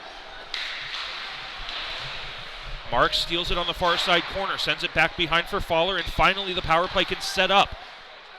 Tried to be batted out in front, and Marks gets it to the near side for Miller. 13 seconds of power play time. Ebner takes a shot, gets through, and it's blocked back behind the net. Marks up for Miller again. Has Ebner at the blue line. He'll take another shot. Rebound is there in the low slot. And Embry-Riddle's going to be penalized here for goaltender interference.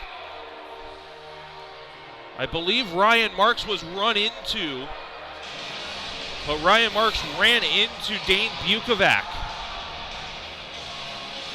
I thought it was going to be Ryan Marks, but they're going to take Alex Fowler instead. But Bukovac is a little worse for wear in the FAU net. All of this with 11:01 left in period 3. So just as the FAU penalty had expired, Embry-Riddle's going to go on a fresh 2-minute penalty kill. Right now we're all taking a look at Dane Bukovac to see if he's still good to go. He's being tended to by trainers and teammates. Yeah, Harry, good thing Harry came off, kind of going over, checking on him, making sure that the bump to the noggin isn't anything more than just a bump. So in the meantime, it looks like Owls are going to have another power play opportunity here, and another chance to climb back in this game. They still favored in the shots, although looks like it's only a 3-shot difference at this point. But it's another opportunity here to break the gap and bring it a bit closer. And it looks like Bukovac is going to be good to go. Again, all of this with 11:01 left in period number 3, a 5-2 lead for Embry-Riddle. But the Eagles are going to have to deal with a 2-minute penalty kill on the minor penalty to Alex Fowler. As you said, Andrew, 27-24, shots in favor of FAU. And the faceoff will be in Embry-Riddle territory, glove hand side of Prullier on the near circle. FAU wins the faceoff up to the far blue line. Near side circle, a one-timer went wide of the near post. That was Austin Connors who took that shot on the near circle. Up to the blue line for Kaiserman. Up for Weir. Back for Kaiserman, it's in his feet, but he's able to send it to the far side. Now back for Weir, he has a lane, walking and shooting over the near post. And Ryan Knapp needs to pick his stick up from the far post. He is able to do so, and nearly taken out of the zone by Kaufman. FAU keeps it alive. Connors, centering pass deflected to the far half wall. Up for Kaiserman again. Back to the far side. Right wing circle for Connors. Centering pass deflected. Pad save by Prullier. Tremendous positional save. He didn't even see it. I think he made a second save on it as well. Rebound shot is blocked away by Ryan Knapp. He rims it around the boards, but not hard enough to get it out. Owls are swarming here in the offensive zone. Still 60 seconds of power play time. Friedman up top for Kaiserman again. Down low to the near side. Connors centering pass looking for Matthias Weir, goes through him. Up top for Kaiserman again at the blue line. Connors up top for Weir, and a shot was stymied by Ebner, and the save was made by Prullier. And the Eagles come out on a 2-on-1 shorthanded. David Lydell on the right wing, Kaufman to the net. Near side for Kaufman, and it's blocked away by a diving Friedman. Or excuse me, that was Kaiserman who made that diving play as Friedman brings it back into the attacking zone. Friedman right in, takes a shot into the glove hand of Prullier. 9 minutes and 20 seconds left in period 3, 19 seconds of penalty kill time for the Eagles. And you want your best penalty killer to be your goaltender, and Prullier stood tall on that Friedman shot. And I mean, Friedman is a dangerous scorer, and there was some room up top. Give credit to Prullier on coming out and taking away a good amount of the angle, and Friedman on just trying to get that elevation, but he just couldn't do it. And right into the glove, and Prullier didn't make any mistake on that one. And a shot goes off the left pad of Prullier. Rebound for Trathan. Centering pass for Pika. Comes up to the circle, and a shot goes over the net. And it's cleared all the way down. And as you said, there was a lot of room up top that Prullier took away as this one's deflected off of the FAU bench. And for a goaltender of Nico's size and stature, you've got to imagine there's always a lot of room up top, but that's just a credit to how his positioning and his angles are, being able to take away that top part of the net when he is not as tall as, let's say, Max Minervini, who got the win last night. Absolutely. I mean, and Nico showed why he is one of the premier goalies on this Embry-Riddle team. I mean, despite his size, he plays really well. He's very positionally sound, and he makes the second or third saves very frequently. Short-handed Eagles chance, and now we are back to 5-on-5 play. 8:50 left in period number 3. Silcox back behind the net for Callahan. It's taken away. Up to the near side for Davidson. He sent it off the boards and out to the neutral zone on the delayed offsides. Eagles touch up, and Silcox comes in for forecheck support. Forcing the play up the far side boards. Hammer lost the handle, and it's down low for Silcox, who's rammed off the puck. And FAU gets it to neutral ice. Bryce Corner, backhander nearly stolen away by Davidson, but it's poked out for Curson. At the blue line, he'll dump it around the boards, far side to near behind the net. Now comes Joshua Raymer. Slow roller to Pika in the neutral zone. Onside play down the right wing wall. 8:10 left in period 3. Backhanded all the way in. Off the pad, rebound is on the far side, and it goes wide. And now a collision back behind. Both Ryan Knapp and the FAU player worse for wear. Didn't get a number on who that was, as this is going to be an icing call. That was Davidson who collided with Ryan Knapp on the far side corner. They're both able to get to the bench under their own power, but Davidson's not going to be able to get off because of that icing call. And I mean, give credit to Knapp there. I mean, the reason that collision happened was that floater kind of came in on Prullier, and it went to the corner, and it could have been a wide open chance, and Knapp got there and dove and did what he had to keep the puck from going into a wide open cage. 7:50 left in period 3. Eagles keep it in the attacking zone. Ebner with a shot right into the breadbasket of Dane Bukovac. Still a 5-2 lead for Embry-Riddle. Shot still 32-26 in favor of FAU. The chances are there, but the goaltenders have stood tall all weekend long for the home team. Face-off near side circle, top line out for Embry-Riddle. Up in the air and stays in play off the glass and gets out to the neutral zone. Reef at the red line, rims it around the boards near side to far. Intended target is Sam Avers. He gets it into the center of the zone. And it's deflected up into the ceiling, and it stays up in the rafters. So we'll bring out a new biscuit for a face-off on the far side circle. Gone forever, it seems. That's actually the first time I've seen a puck stay up on these blue rafters as opposed to coming down. FAU still 5-on-5 even strength play. They have it in the attacking zone. Hand pass is negated. It gets pitchforked out to the blue line, but not out. Turned over to Brantley Miller. He'll skate it out to the neutral zone. At the red line, he'll dump it in around the boards. Again, Bukovac taking the chance to come out of his net. And now a penalty is going to be called, an interference penalty. Not sure who it's on. I didn't see anything in the immediate vicinity of the puck. And it looks like it's number 11, Anthony Horner, who gets 2 minutes for interference, putting FAU just that much farther behind the 8 ball. Only 7 minutes and 8 seconds left in this third period, and unless some sort of penalty kill magic comes from the Owls, they're going to be down by 3 with 5 minutes left in this game. That's not a recipe for success. No, by any means here. And if you're the Eagles again, I mean, sounding like a broken record. I mean, this is a chance to widen the gap, make more of a statement in this game, and that's what you want to see. Corner takes a shot that was blocked by Weir, and that stung him. He gets back onto his feet. Now for Hawtaw. His shot gets blocked to the far side, and Matthias Weir is stumbling all over the ice, but he's still willing to sacrifice. He dove out to block that Hawtaw shot. Hawtaw with another shot blockered away back behind the net by Bukovac.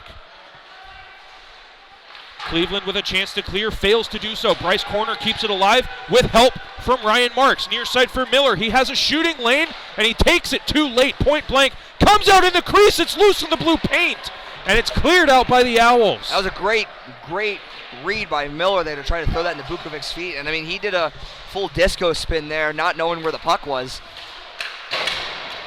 And now Brantley Miller is run into as Kaiserman took a dive at his ankles. Not sure if it was intentional or if he just stumbled into him. Either way, a dangerous play. Good to see both players get up from that. Adam Letarte walking in, far side, one-timer. What a glove save from Dane Bukovac. Roll the highlight film because that is a phenomenal glove save from the Owls netminder. Yeah, that was and Corner goes and gives a pad tap to the netminder, knowing that that hit his name written all over it. And Bryce doesn't score too often, so I know he probably really wanted that one.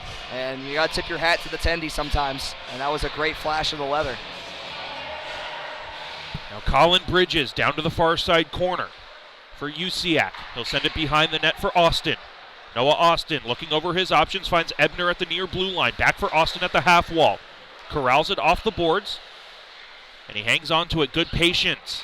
Up to the blue line for Ebner, has a straightaway, takes it, deflected, rebound there is covered up by Bukovac again. 5:39 left in period number 3, 31 seconds of Eagles power play time. Embry-Riddle leads 5-2. Faceoff will migrate to the far side circle. Eagles lose the offensive zone draw, but get it back. Kyle Usiak, good work. And he will fan on the pass up to the blue line and fans on the back pass to the corner. And luckily Letarte comes in for support. Ebner, another straightaway shot. That's sticked away by Bukovac again. Up to the blue line. Great defensive play by Ebner. Nearly turns it over at the blue line. Now he does. Here comes Nick Pika 2-on-1. Over the right wing blue line. And he cannot get a shot off. Colin Bridges with a beautiful defensive effort. We are back to 5-on-5 play. A 5-2 lead for Embry-Riddle with 5 minutes remaining. Thrown up in the air and out of the zone. Usiak bullied into the boards, and the Owls get it to neutral ice.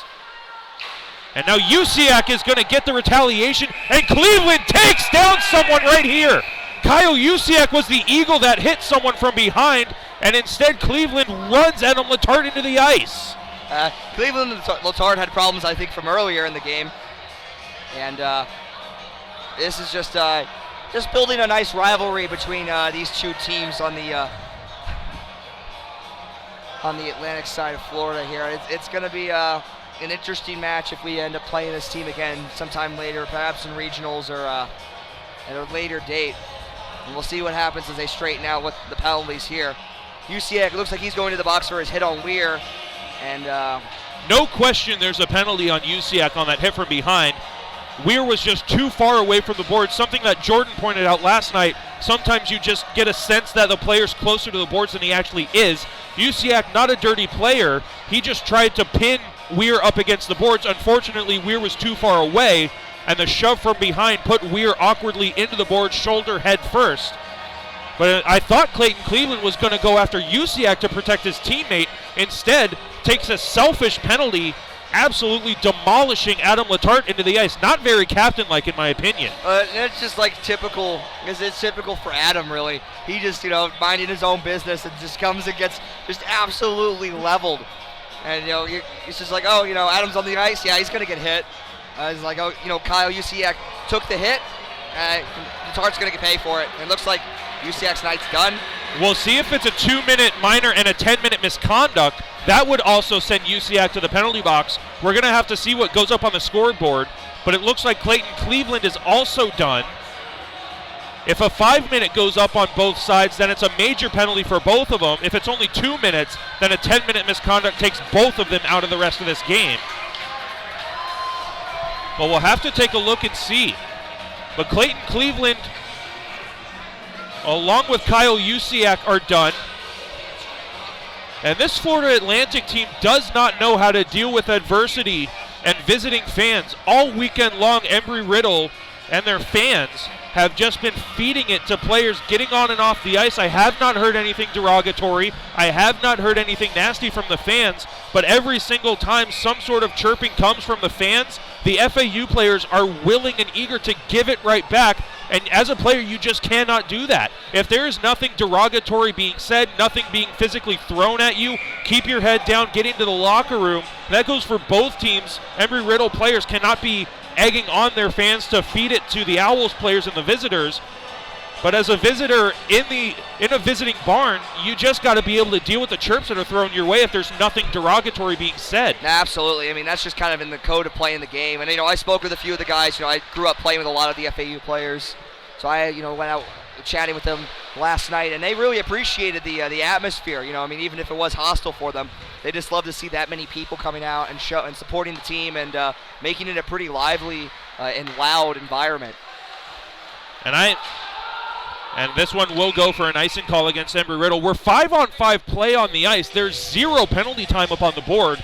I don't know if it's a 2 and 10 that are coincidental minors that balance each other out, that don't go up on the board. I don't know if they're 5-minute majors that cancel each other out. We have no clue up here. We'll try to see if we can get anything in a post-game write-up for everybody if they want to see it on social media. But as of right now, I have no way to tell any of you listening at home. We appreciate you listening at home, and I apologize for not having the information. Yeah, all we can say is, it is definitely more than a typical penalty. That otherwise they would have been able to come out and play about 2 minutes left in this game. At minimum, it's a 10-minute misconduct for both players, as Adrian Deborah couldn't get a shot off on goal. 4 minutes left in period number 3. Embry-Riddle leads 5-2. Deborah tries to get it up to the blue line for corner, fails to do so. And Deborah turns it over. Lydell turns it over. You can only stick handle in the offensive zone for too long before giving it up. Corner brings it into the attacking zone, 2-on-1. Corner takes a shot, blocker save. Rebound is there on the far side, and Corner from his knees gets it below the goal line. That was a great play by Corner. He was hungry for that goal after getting robbed by Bukovac earlier.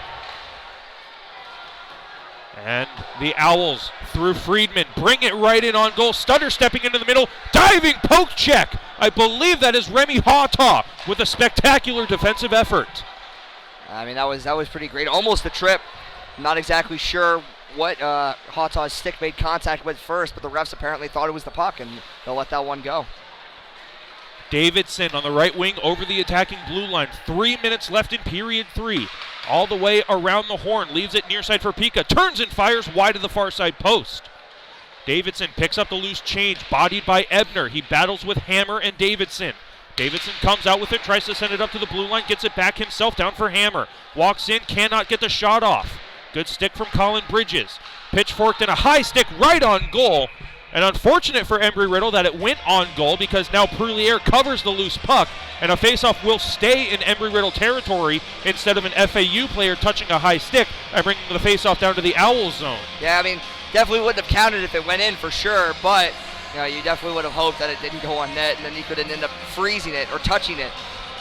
And it's easy for me to say, and it looks like they're bringing the faceoff out to the neutral zone anyways. I've never seen that called like that. Typically that would be an end zone faceoff, but it's easy for me as a person who's never played goalie, who's not in the heat of the moment, really as a goalie just let that go in and you get the faceoff either out in the neutral zone or all the way down. But Prullier, trained as a goaltender, you're not just going to let that puck go in regardless of if the clock's going or not. Yeah, you tend to not think about that too much. You just usually end up focusing on the little piece of rubber and keeping it from crossing the red line.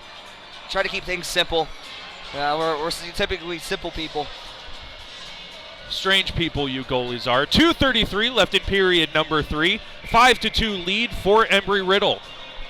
Eagles have climbed in the shot category. They only trail by 2 shots. 33-31 is the shot advantage for FAU. And the Owls will not keep it in the attacking zone. It's poked along by Curson, and he gets it into the attacking zone. killing more time. 2:15 left in the game. And Curson stepping on the puck, but he is successful in his efforts. Not the way he drew it up, but he kept play in the attacking zone, and now FAU pulls their goaltender for a last-ditch effort. It is 6-on-5 on the ice with 2 minutes left in the game. And I'm not going to lie, I was kind of surprised to see this. And now Horner, not realizing his net is empty, allows Jeremy Curson to put it into the empty net. Number 11, Anthony Horner, saw there were 6 players on the ice for Florida Atlantic and hauled his backside to the bench thinking there were too many players on the ice. And Jeremy Curson had a clear skating lane because Horner evacuated the blue line. One of the craziest plays I've ever seen on an empty net goal. And that just might be this might make Steve's dangits for the week. And that was just a tough play for everybody at FAU. Weir blows a tire here, and you think, okay, that Kirsten has a chance to go into the net, and you look for the 6th guy, and he's gone. And I mean, that's Kirsten. I mean, he's been playing here. This is his 6th year. I don't think any of the goals he's had in his career have come that easy. And because, as this one goes deflected out of play, I get another chance to say this, because the entire Owls bench saw that Bukovac came to the bench, they had the extra attacker, Anthony Horner, the only soul in this entire building that did not know it was 6-on-5 because of the pulled goaltender. Not only did he go to the bench to try to get what he thought was the correct number of players out, the Owls player that tried to come and relieve him on the ice, Anthony Horner kept him on the bench, trying to keep him from getting onto the ice, saying, no, it would be too many men, it'd be too many men. So just an all-around doozy of a dang it. That's tough. You definitely feel for him in that regard. And that's just the way the Owls weekend has gone. They've come into this Daytona Ice Arena, and everything that they have thrown at Embry-Riddle is just not working.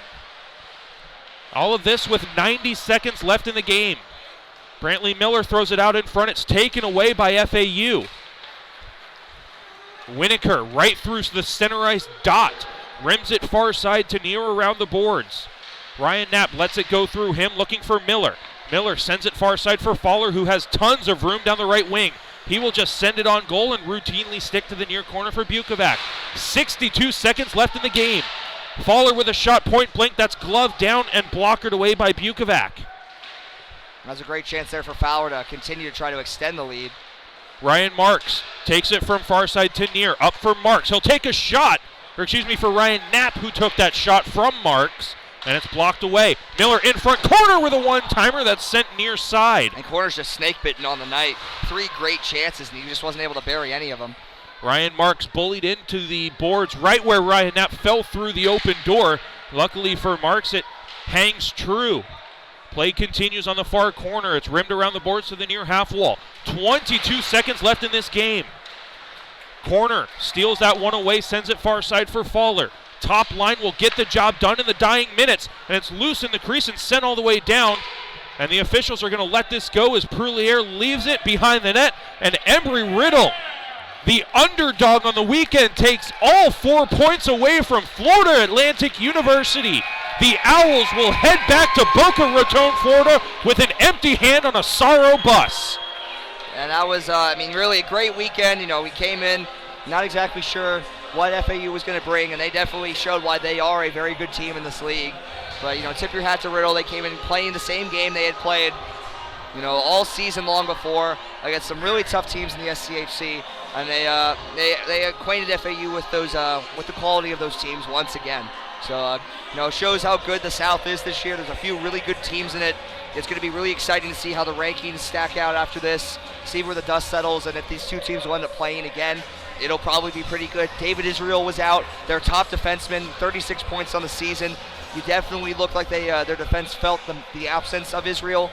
Looks like he would probably be, as long as nothing else happens, healthy if they played a rematch, see if he would be a difference maker for FAU as well. And you got to wonder, honestly, as a hockey fan, I'm hoping we see both of these teams playing each other in playoffs. We hope we see them at the national championships, wherever we're going to see them. I hope we see these 2 teams play again.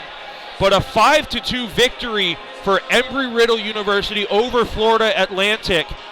And kind of a mix here it's not a scenario where necessarily FAU played horribly. Embry-Riddle stepped up their game. They played like a number 1 team in the South Division. Florida Atlantic just had no answers for Embry-Riddle, and something that I talked about with Jordan yesterday towards the end of the broadcast. I mentioned I talked with one of the members of the FAU coaching staff. I flat out asked him, why is your team so good? Why are you a 13-0-1 team? And he acuted it all to skill. They had the skill, they had the depth to compete with anyone and everyone, but it played true tonight. It played true yesterday, and I'll say it again. When skill does not work hard, working hard will beat skill every single time. And it played true tonight. Florida Atlantic just did not have the answer for the work ethic that the Embry-Riddle Eagles put in to the final 2 games of the semester. And for Andrew Caputo, for Mitchell Kim, for Daniel Sakala, I'm Nick Gimbel. We thank you for joining us here on the final 2 games of the semester. We will be back at the start of the winter semester, for the spring semester I should say, in January for a set of games against Miami University. We hope everyone has a beautiful holiday season, and we will see everyone back here in January. We thank you for listening in to the Embry-Riddle Eagles Broadcast Network.